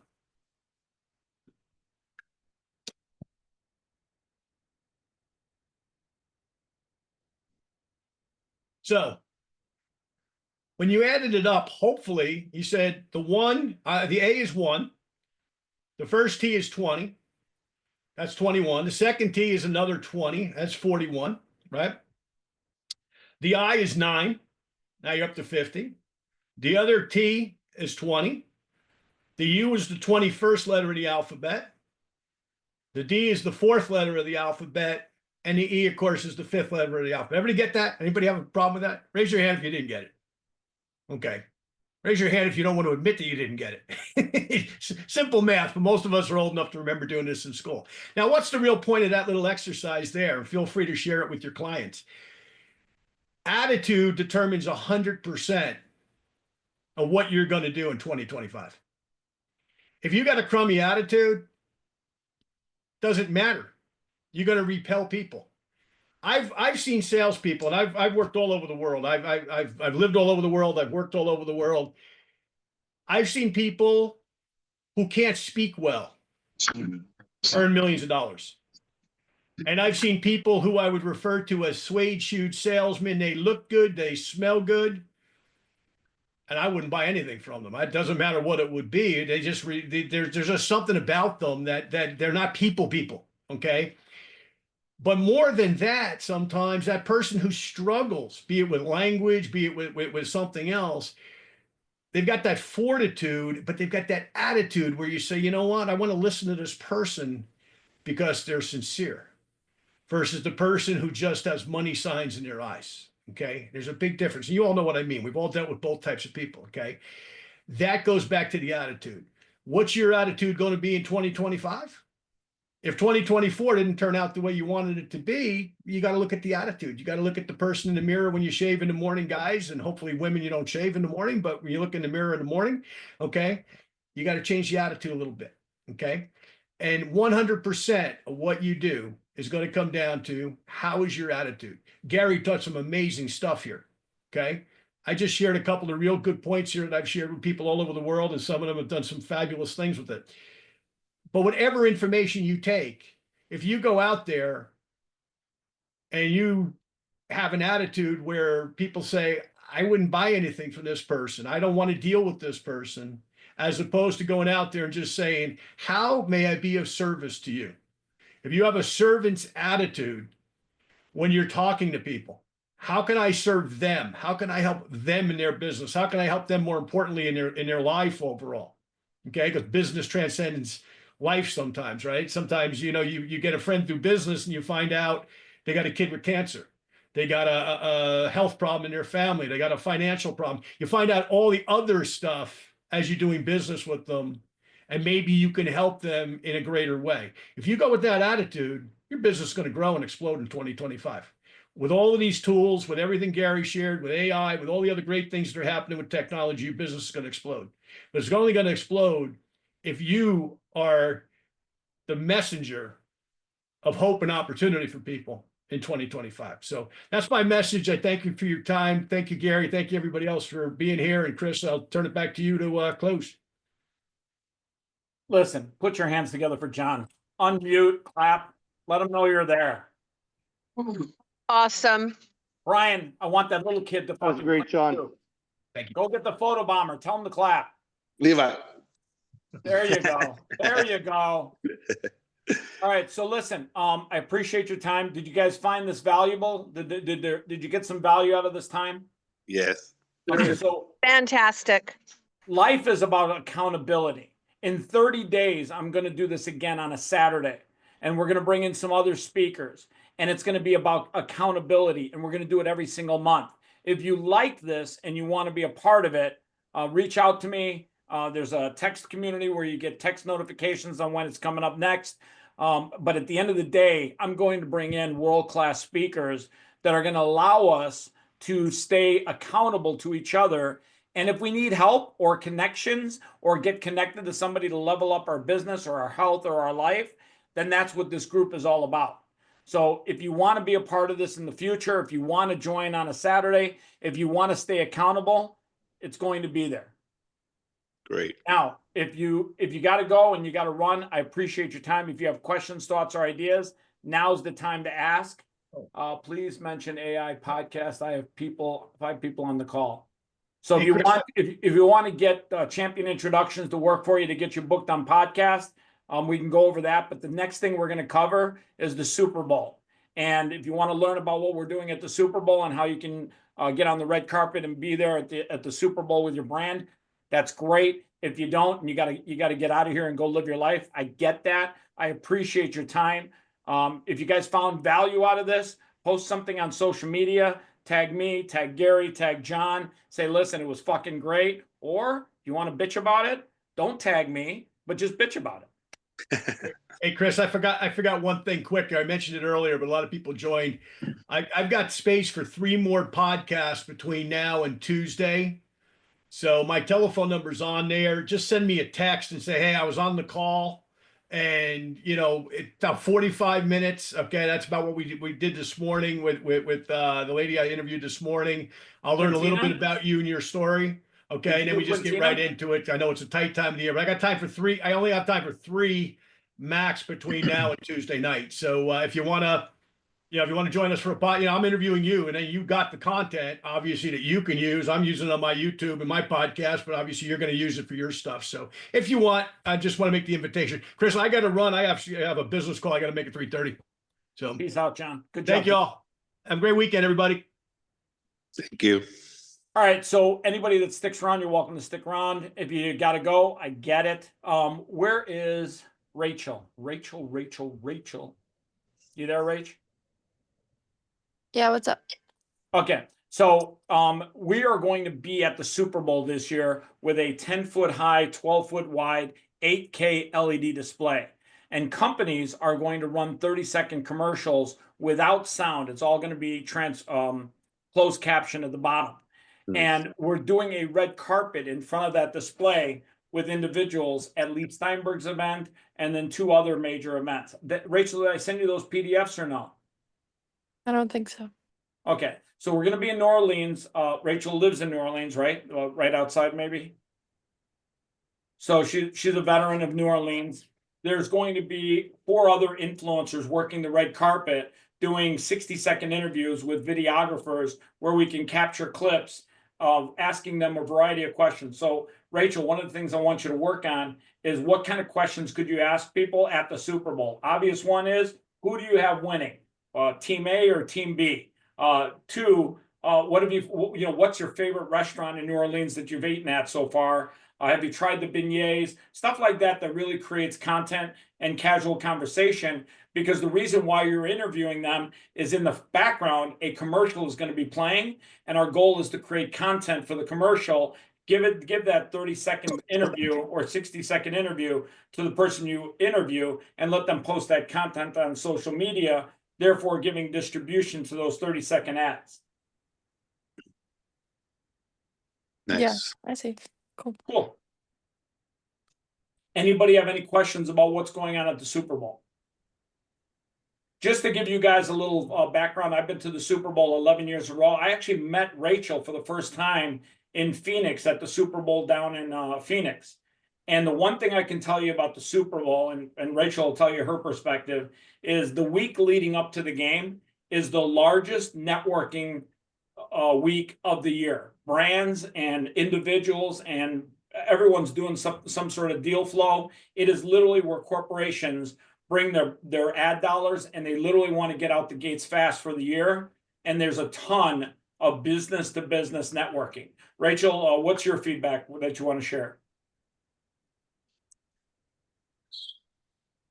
Nothing really. The thing is like where, when, why, what, you know what I mean? Like, so I want to plan out what is going on, and I usually don't get that until the week of, but January, February, those are like my most busy things happening. So the 8th we're at the Jazz Museum. Are you familiar with that place? yeah. Okay, so that's at Lee's party. The 7th, we're at an event. I'll get you the PDF. It's inside of a confined hotel with a big courtyard. It's like it's a landmark hotel. I can't remember the name. And then the 6th, we're at the coastal line, and that's the big event with Cardi B. And then each one of those, we're setting up the 10-foot high by 12-foot wide LED display and red carpet to do interviews. Gotcha. That was basically what I needed to know. Okay, I'll send you the PDF so you have all those details. And then 1 is going to be from noon to 5. The Friday is noon to 5. Lee's event is noon till about probably 10 o'clock at night. So that's the longest of the ones. And the one on Wednesday, wait, is it Wednesday, Saturday, Friday? No, the one on Thursday by the waterfront, that one goes from noon to 6. And then afterwards they got performances. And that's actually a pretty big one. I don't know the name of it, but Diane, that's the one you shared with me. That's down by the Hilton on the waterfront, essentially, right at Town Square. And you're probably referring to Royal Sonesta when you're talking about your second night event. the second night event is the OC Sports Agency, and it's a private event for a sports agency and their clients. Anyways, anybody have any questions, thoughts, or ideas that's going to the Super Bowl to either promote their brand or make high value connections? Yeah, we're going. I've produced Rolling Stones magazine and Barstool Sports for the last 5 years for Super Bowl. Oh, And so, cool. yeah. So Dave we're just did something beautiful for that restaurateur. What a great play on his part from a 100%. standpoint of positive publicity. 100%. And I think if there is, obviously we've got a painting that we're looking to reveal during Super Bowl. And so we would love to connect with you on your red Did carpet. Bruce talk to you a little bit about Steve Aoki, the champion coins? I did. Yep. I did. Hey, Rachel, did I send you what we're doing with the champion coins? I sent you Nick's, right? Yeah. What did you think about those? I think they're cool. I just like personally, I don't know how that would work for me, but if it works for him, great. Yeah, no, it's a collectible. It's like a sports card. How many followers do you have, Rachel? What is your- Probably like 7 mil. That's great. I definitely could throw in, Chris, some creative ideas. I worked a lot with influencers, especially in the where you have that cross section between what we call bro brands, which are your athletics and your masculine driven brands, and then you have influencers who are sports advocates and beautiful females. So there's like a great conversation that we could have. I've represented Maxim Models and plenty. Well, by the way, Rachel kind of left out the part that she's an athlete too. And I should know that's probably why I was cover- like, there's definitely like this guy. I gathered that. Yeah, Rachel, talk a little bit about your athletics. So I was a trampolinist for the US team for a little minute. And then I got that. I'm a trampolinist. I do flips, parkour. I did high jump, long jump, triple jump, volleyball, basketball, a little bit of everything, but I was a trampolinist for like the longest time. And by the way, she's underselling the whole trampoline thing. Like she's fucking amazing at that shit. Like 20, 30, fun. 40 feet in the air. Yeah. Like it's fun. crazy good. And by the way, I didn't even know that was a sport. Like until I met It's a Rachel, I was like, yeah, no, I literally never knew.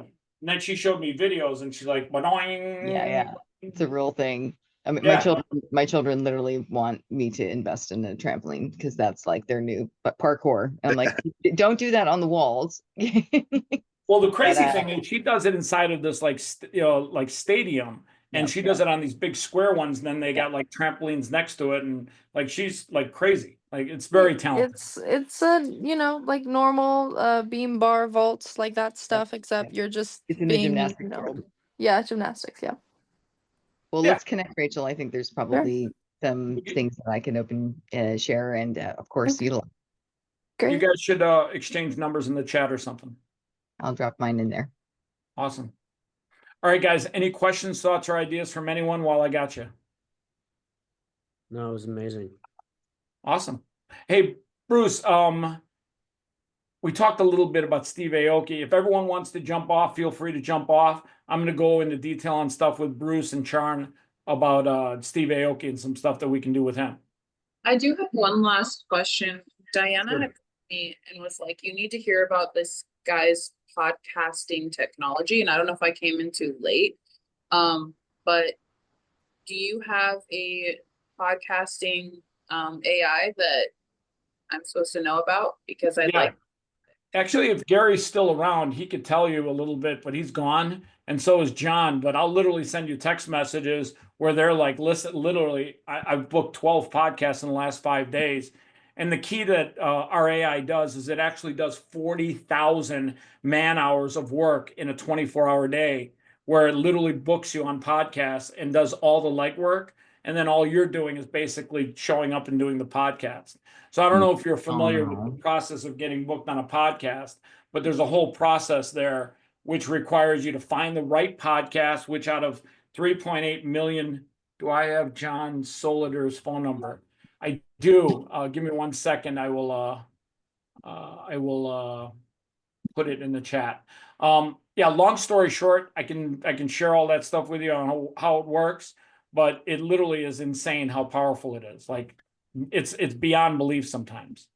Yeah, we need that. We have over 200 independent media channels on our network, and it would be really cool because the mass majority of those that want to be on video utilize audio as well. And so just seeing how it can all fit into how our economy works would be super awesome. Hey, whoever asked for John Soliter's number, I can't copy and paste it for some retarded reason. I'll type But it here's for the you. number. It's 972, area code 972-259-0875. Did you get that? Who was looking for it? Somebody was looking for it. I'm putting it in the chat. Yeah, that's awesome. I appreciate it. So, I'm sorry, Megan, you want to, so if you want to use the tool, I'll get you all sorted out on that. And like I said, you can ask Gary, you can ask John, in literally, I want to say 2 weeks, maybe 3, John has booked over 18 podcasts with it. Gary, I want to say he's getting a reply rate, and these are all email messages to directly the targeted podcast he wants to be on. He's getting a reply rate of 20. Actually, you know what? Actually, hold on one second, Megan. I'm going to do you something. I'm going to do you one better. Give me 1 second. I am such a nerd, so please do me one better. No, this is actually working out good. Can you see my screen? Yeah, I can see it. All right, let's see. Where is it? Actually, I don't have it open. My bad. I thought I had it open, but I don't have it open. I was going to show you the actual rates. Here, let me show you. Your tabs look like where I have 100 open at any given time. Yeah, I have like 3 browsers open, and yeah, just I have serious case of I actually freak out when I close a tab because I'm like, God, dude, maybe I needed that. Oh my God, what did I do? And then I go back and open it, and then I realize I didn't. You just closed a part of my brain. What are you doing? Exactly. Well, let me go through this real quick with you. See this where it says John Soliter's campaign? Mm-hmm. He sent out 180 targeted emails. And when I show you targeted, like, it's going to blow your mind. He's getting a 78.9% open rate, which if you know anything about email campaigns is insane. Wow. And he's getting a 17.2% reply rate. Now this is Gary's, which is even crazier. He sent out 253 targeted emails. He's getting 100% open rate, which is insane. And he's getting 22% reply rate. And then these are some campaigns I'm doing. And then I'm literally promoting Zoominars to our database right next. And we basically are using a piece of AI we built called Smart AI. So like I said, I could show you all kinds of cool things, but the numbers are insane. And those emails that are being sent are sent to specific podcasts that literally they want to be on based on keywords that they're giving the AI. So we create what's called an AI assistant, and that AI assistant works 24 hours a day, every single day. Nice. It's crazy. It's literally, and I tell people this, in 2025, you got to get on podcast because it does 2 things for you. It gives you a half hour to an hour to tell your story. So it's long format advertising, and it's what's called evergreen content. And the evergreen content means that podcast is going to be on that social platform, multiple social platforms, and it's going to be on there a year from now, 2 years from now, 3 years from now, and people are going to hear your message. They're going to fall in love with your brand, and it will generate leads and sales and exposure. And that's something no other ad unit will ever do. Paula Naff. Okay, Paula, you got John's number, right? I think yes. Maybe. Okay. Hopefully. All right, I'm going to take that as a yes. I did. Yes, thank you. Okay, cool. Yeah, you got it. So there you go. Text them, say, yo, John, what's up? Anyways, Hey, John. Did that answer all your questions? Sorry. Yeah, it did. The only other thing is that I wanted to know was, did you have any experience with like the Clubhouse app when it was popping? It's the audio voice app, and then I mean, Clubhouse was cool, but I mean, don't take this wrong. Every time I got one of those retarded Clubhouses, it was filled with so many liberal lunatics, and they always yelled, they hated me and they were yelling at me. And then I was like, fuck all you guys. And then I just went back to Twitter, which is now X. And then X has their version of Clubhouse, which is even better. Yeah. What would this platform benefit with traffic coming from an audio app like that. Like my friend developed Chatter. I don't know if you've heard about it. Not really, because we've got it trained just to work with podcast data, because we've got the largest verified list of email addresses for podcasts, 3.875 million, and we've got the largest database of transcribed podcasts that we can search against keywords. So like utilizing your internal database, you're signing up, you're giving it the data, and then it's going and finding inside of your database people to. Yeah, because when you search on a server versus searching on the web has latency. Whereas on a server, I can search 1,000, probably 10,000 times faster for something than if I did a search on the web, because the web provides what's called latency. Well, you also have SEO and AdWords and all the other stuff you have to filter past to be able to even get down to the real core meat and potatoes of what you're looking How for. do we plug into your platform, and does it have an affiliate program? Good question. So we don't have an affiliate program per se, but I am working with people where if you sign up a client and you got to hold their hand, you got to be their liaison. We pay agencies and we pay them for every dollar that comes in, because this is an ongoing business. They basically do a 6-month contract where it's $9.95 a month, and then it's $7,500 to set up their AI assistant, and that all that money, you keep 15% as an agency for anybody that you sign up, but you absolutely positively have to be there when they have questions. You cannot just follow and adios amigos. Tap affiliate. That'll help you with that tracking. Tap affiliate. Okay, yeah, affiliate deal with all that. Okay, hold on. So you said that it's a $7,500 setup and then $9.95 a month. Yeah, it's $7,500 setup, and it's $9.95 a month for a minimum of 6 months. Don't take this wrong. Once somebody's started, they'll never let go of that employee, because that AI employee for $9.95 a month will work harder than 40 employees would ever work. And just so we're clear, when I say AI, I'm not referring to Gracie. Gracie is not the AI that you're going to ultimately be using. So Gracie just wanted to make it clear, she's not going to be doing all this work. She doesn't work for that long of a day. Gracie needs to be a crypto meme. I actually think she should be a meme coin. I think it should be Gracie coin, so that she can buy her own kibble and bones and treats. I agree. Oh, now we've got another one. Where? Darnell. Where? Those eyes. Oh gosh. Who's Darnell? Oh, there we go. What the? What is that? Is that a boxer? Boston Terrier. Oh, look at Gracie. Look at that. Look at that, huh? But she plays a little hard to get, so she doesn't seem like she's interested. But in some way, she now she's looking. She's like, she's like, oh my gosh. Okay, Heel Estate wins. That is the cutest puppy ever. You win. Here in Megan's. And then here's Gracie's brother, who all of a sudden realized, holy fuck, how the hell am I not in this? Christy. Oh my God, we've got children. Now we got babies. Like, hey, chubby kid, look. Hey, chubby cheeks. Yo, chubby cheeks, look. I got puppies. Yeah. I look at. I think your dog's like got a little growl. He's showing some teeth there. He's like, yo. Smirk. There's a 3D painting chart with him right. I think he's giving side eye. I think he's like looking side eye at us, going, "What the fuck?" So I'm AKA certified. Why am I on this Zoom call? Yeah, he's like, Mom, don't I have a bone to get to? I was working on a bone. Yeah. This call has gone to the dogs, Chris. Yeah. It has gone, and that's not a bad thing. Anyway, so did you guys get value out of this today? Yeah. Great. Chris, Heel Estate wants to book an AI session conversation with you. Yeah, I sent it when you posted in the chat, so that'll be for Megan and I both. So got it.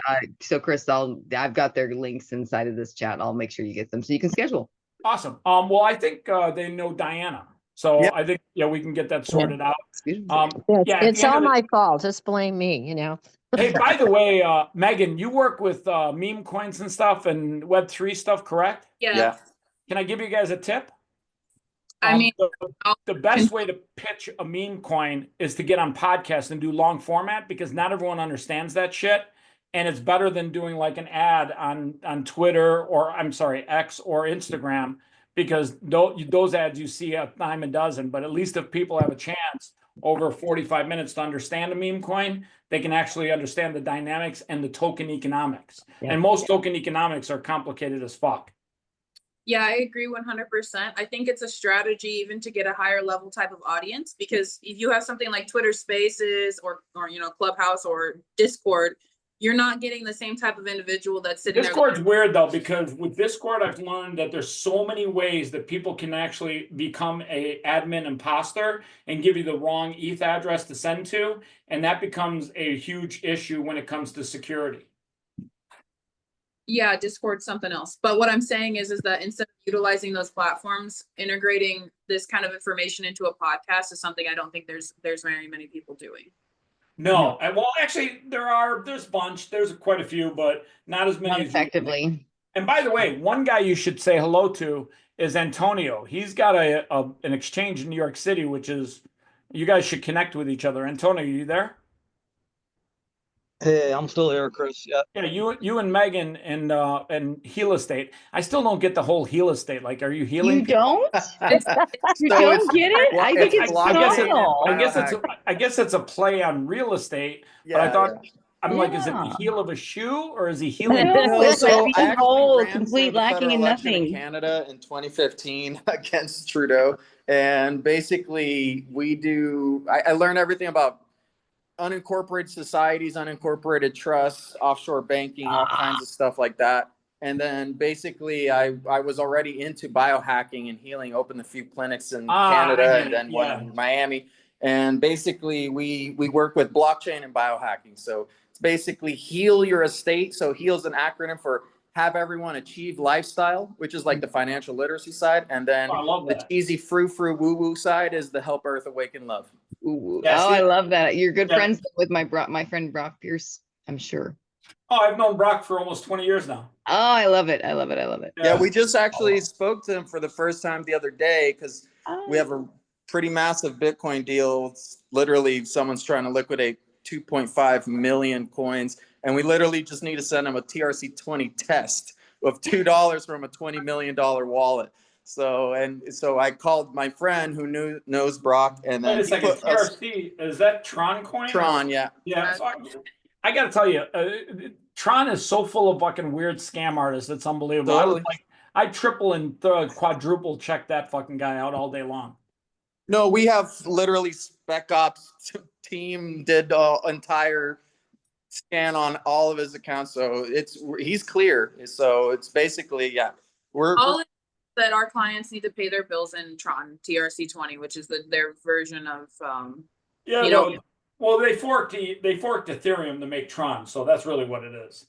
So the other aspect of Heal Estate is that we developed a smart trust protocol that allows for the conveyance of your soul's expression, meaning your vocal speech pattern, your biometrics, things like that. It allows you to trademark it and utilize the documented use. Sorry, I got to think. The documented use of it through the smart contract protocol within the ecosystems, and even from a Web3 layer overlaying Web2. So everything that we're about is self-sovereignty, and what that looks like when you're utilizing your vehicle in the sea of commerce. And so it's a longer conversation, but we're really interested in what it is that you guys have going on, because everybody.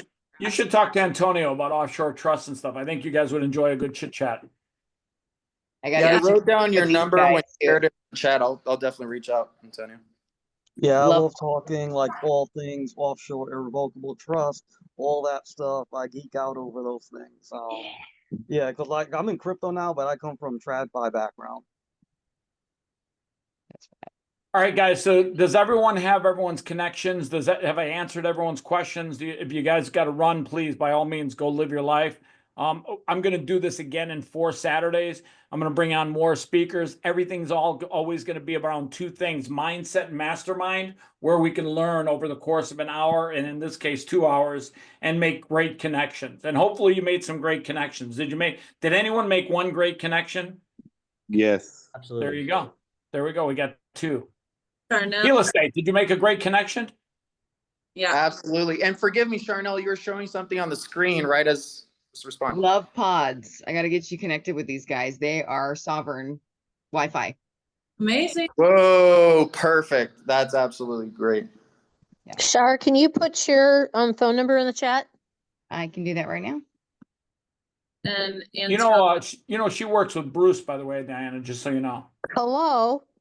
Yes. She is the badass producer on what was it, the 12th of December. Yeah, she took no prisoners. She didn't get hot around the collar, and she made everything happy. So great job. Thank you. By the way, I want you guys all to know, and I genuinely mean this from the bottom of my heart, if my swearing at any point offended you, even in the slightest way, I just want you to know, like my grandmother used to say, I don't give a fuck. That was a good one. Yeah. Yeah, I texted Chris other adjectives for the F-U-C-K. Since I'm a journalist, I'm like, let me give you a couple other words we can use. Expand your vocabulary. All right, guys. Any questions, thoughts, or ideas before I end this? If you want to grab numbers, go into the chat, grab them while they're still there. Yeah, no, I put my number on there. So if anybody has any eye problems or, need or have family members that need help, I got you, man. This is the future right here. Listen, buddy, why don't we knock out a 30-second video, show it at in New Orleans at the Super Bowl, and this way you can put it on YouTube and say, "Here's my 30-second commercial that will It'll be perfect for that Super Bowl." because we are pitching it for the sports because when you do it, you get the best vision of your life. Buddy, so quarterbacks, wide receivers, any trauma from getting hit. Get out your checkbook and let's make a video and let's get it up on YouTube and let's get it down to the Super Bowl. You got 31 days. Okay. Yeah, I got a commercial already, 30-second commercial. I can send it to you. There you go. You're already halfway home. All you have to do is now adapt it for the Super Bowl. Say, hey, do you realize how powerful it is to put a commercial on YouTube and say, here's my commercial that will be playing at the Super Bowl, not on it. You can't say that because the NFL will sue you and they'll fuck me up bad. Yeah. So at the end of the day, you say at the Super Bowl and you're telling the truth. But guess what? Everyone's going to type in, let me see Super Bowl commercials. That'll be perfect. And then I'm on my 4th magazine cover. You guys can check out all about the frequency medicine, what it does and everything for Hollywood Elite Magazine. That was the latest one. So awesome. I love your Hollywood Elite Magazine. I would love to connect with you on how to get inside of it. Bruce. Yeah, for sure. Where you at, Bruce? Right here. Right on. Where's Bruce? He's right here. He's in the middle. Hey, Bruce, did we cover everything? Are we good? I think you wanted to talk about Aoki, right? Okay. Yeah, you want us to ensure that we make you money. Yeah, I mean, don't take this wrong. What we're doing with Aoki is insane. I think you and I covered it on your podcast about what we can do with him. Yeah. Did you show her the coin we did for Steve? The collectible coin. Yeah. Did you see that, Charm? Yes. Yeah. Yeah. I mean, what did you think about that? That's crazy. I think it's phenomenal, and I think that there's an entire play and a narrative that needs to be explored. That's more than just Aoki, and there's a lot, and all these things like hook together. So I'm a huge believer in collaborative closet, which is basically sharing the things that you have with other people around you, so that you can have something that's really, really awesome to wear on the day you want to wear it. I'm sorry, that's a weird analogy, but it Well, I works. don't know if you know this, but Aoki's big into collectibles. Like he lives literally like 2 miles from my house, and I played poker at his house. And I'm not kidding you. He's got this thing called Aoki's Playhouse, where he literally has all of his toys and collectibles in a room. That motherfucker collects everything: baseball 100%. cards, UFC cards, Funko toys. You ever see a Funko toy? 100%. Oh, No, by the and way, in fact, I think what I want to do is really create a culture where teenagers who used to be collecting these physical things are now collecting, really making digital assets like a really great opportunity. Because when you, by the way, our coin is physical. Just so you know, it's a physical. Yeah, no, but when you do digital assets and you put utility into it, and you can get the physical application of things, I think that's that crossover where you got 2 different markets that you're playing in. Oh my gosh, I love that baby. Can I hold him? He's so cute. Oh, hey, Megan, by the way, have you ever seen one of these? What was that? You ever see one of these? No. You never saw one of these? Megan, come on, you got to know this. I know what Pudgy Penguin is. These are limited editions. They literally sold them for a short period of time and then ran out. I've got the entire collection. I'm wearing that for my next Halloween costume. Tell me that's not crazy. That's pretty cool. Yeah, I thought you'd get a kick out of it. Anyways, any questions, thoughts, or ideas while I got you guys? Who does your PR? Me personally? Yeah. That girl right there. Diana. Diane. That's how I met Chris. From Diana. Diana. I think it's E, but you No, it's on the screen. It says Diana. Okay, Yeah, princess. Just call me Princess Diana. Princess Diana. Oh, I love it. I love Yeah, it. DK. I call Chris C squared. Yeah. By the way, Brian, I've already sent out your contact info to a few people. Oh, thank you, bro. Appreciate it. All right, guys. And I use it. Yeah, Are we- Diana's Every day. on it. Yeah, she's using it for sure. Are we good to go? Hey, by the way, Tap affiliate. iDrop guy. Yeah. You should be on podcast talking about your shit. Yeah. There's nobody talking about that kind of shit. Yeah, there's nothing like it in the world. So I'm not kidding you. You should be on podcast. It's a no-brainer. for sure. We need to get this out there. As an event producer who has to rely on other people who sell their products, because that's what we do. We rely on influencers and cool promoters. Tap Affiliate. It's an incredible platform that you can turn anybody into a salesperson for you. What's it called? Tap Affiliate. And it allows them to create their own interface. They can get all their login details or their socials, anything that you want to give them that's marketing materials. And then they go and then they get their own dashboard to see how their clicks are going through, all of that jazz. Oh, so, nice. and it tracks it all. Hey, so they what's can- his name, by the way? Photobomb Kid. What's your name? Levi. What's up, Show me a Levi? t-shirt. What's up, Levi? He got his t-shirt on right now. Optimal Rush. His Hey, represent- Levi, what's your middle name? Jeans? I don't have a middle name. Well, you do now. It's Levi Jeans. Ooh. You get that? Yeah, you're Brian. Oh, yeah. He'll figure that one out. By the time he's in 8th grade, he'll figure that one out. I'd be like, Levi Jeans, what's he talking about? Yeah. All right, so I got to jump on another Zoom call in 5 minutes, and somewhere along the way, I'm going to have to FEED this one because she's like, listen, I'm hungry and I haven't been fed properly yet. So could somebody make me something to eat? There you go. Hey, Levi Jeans. What? Say hello to Gracie McGee champion. Gracie McGee champion. Gracie McGee. Dude. Hello. She's like, listen, guys, if I could take my paw and just hang up on all of you, I just want to go eat. I want to feed my face because my belly's small and it only takes like a little bite or two for me to be full. Where's Coda? Megan, Gila State. Let's get on a call as soon as possible. I think there's like a lot of synergy. Your dog would love the eye drops too. Don't forget, they're for and animals. She's got a cherry eye, so yeah, I put eye drops in all the time. There you go. With these, we'll fix it. Instead of putting the Band-Aid over it, this will actually regenerate the eye back to Awesome. normal. All right, well, you got my number. Reach out to me. And are we good? Anyone have any questions, thoughts, or ideas? I'm good. She does, but pardon What's me, her name? Charnel. I'm Mark Anthony, so I came in as my brand. My bad. Yeah, no, you're great. What's her name? I got contacts. What's Mark Chubby Anthony, Chick's like name? like the artist. Yeah, I'm Mark with a C. Yeah. She goes solely by Bitcoin Baby. Oh, There you go. wow. I like her brand. I'll be honest with you. When she gets to high school, she's going to be so fucking popular. Yeah. She is. She's She's gonna be more than $1 She's million. already owning the school. All right, guys. Any questions, thoughts, or ideas before I let you all go? No, all good. Thank you, Chris, for everything. Appreciate it. Oh, thank you. In 30 days, Thank you, we'll have an Chris. accountability call. I'm going to bring on some more speakers. If you like it, tell your friends. If you don't, I don't give a fuck. I've got for your next call, so I'm gonna poke your brain.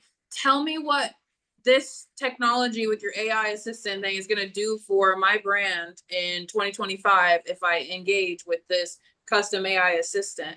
You'll do 30 podcasts in 60 days, and those podcasts will live on the internet forever, which will literally give your brand, your personal brand, and whatever you talk about, frequency. And when I say frequency, when people see you over and over and over and over and over again being interviewed, you become something that they know and trust. And people buy from people they know and trust. Yeah, exactly. And frequency also- is the key. Yep. Hey, what happened to, was it John or Gary who became a influencer? What was it, in 2 weeks? Through YouTube, his ratings went through the ceiling. Oh, John, yeah, he went from like 600 viewed hours to over 2,800 now. Dang. We Well, had partly because if you do more podcasts, you got more content. If you got more content, you got more views, blah, blah, blah. we just had a president or a president-elect an opportunity actually to got 1 million signatories to say ballot access for him, that he did all through podcasts and uncontrolled news. Yeah, I love podcasts are like the way of the future. I actually like that word you use, uncontrolled news, because the news is so fucking propaganda. Yeah. It is. And by the Call way, it bad it's not even news anymore. It's It's literally bad news. No. It's just basically an outlet for whoever is pulling the strings on whatever side of the fence, which is really the same side of the fence if you've heard of the Federalist Party. But Yeah, I mean, at the end of the day, to call news organizations these days, they're basically full-time propaganda organizations. They literally don't even do any journalism whatsoever. But that's a whole different podcast, and I gotta be somewhere in a minute. I want to be on that one. Yeah, no, trust me, that one gets me banned all the time, but that's okay. Fuck them. Well, Podcastalooza this year. Oh, where's that at? Where's that going to be at? So the Independent National Convention. So I did Podcastopia this year. No, and but where is that going to be at? Denver. Oh, fuck, Denver, I love Colorado. Denver. I used to love Denver. It's going through a shit. United Independence. It's going to be 2026 because we're launching a campaign for 26 congressmen in 26 that are in the independent sector, because that's what United Independence represents, is unifying independent representatives so that we can actually make qualified groupings and putting people into politics that way. Hey, Charn, I would normally not cut you off, but I literally got to fly. Go. Guys, thank you very much for your time today. I know this went long. I hope you got great value. Like I said, in the next 30 days, we'll do it again. If you like it, feel free to come back. Thanks, Chris. Thank you, Chris. Thank you. Thank you. Great.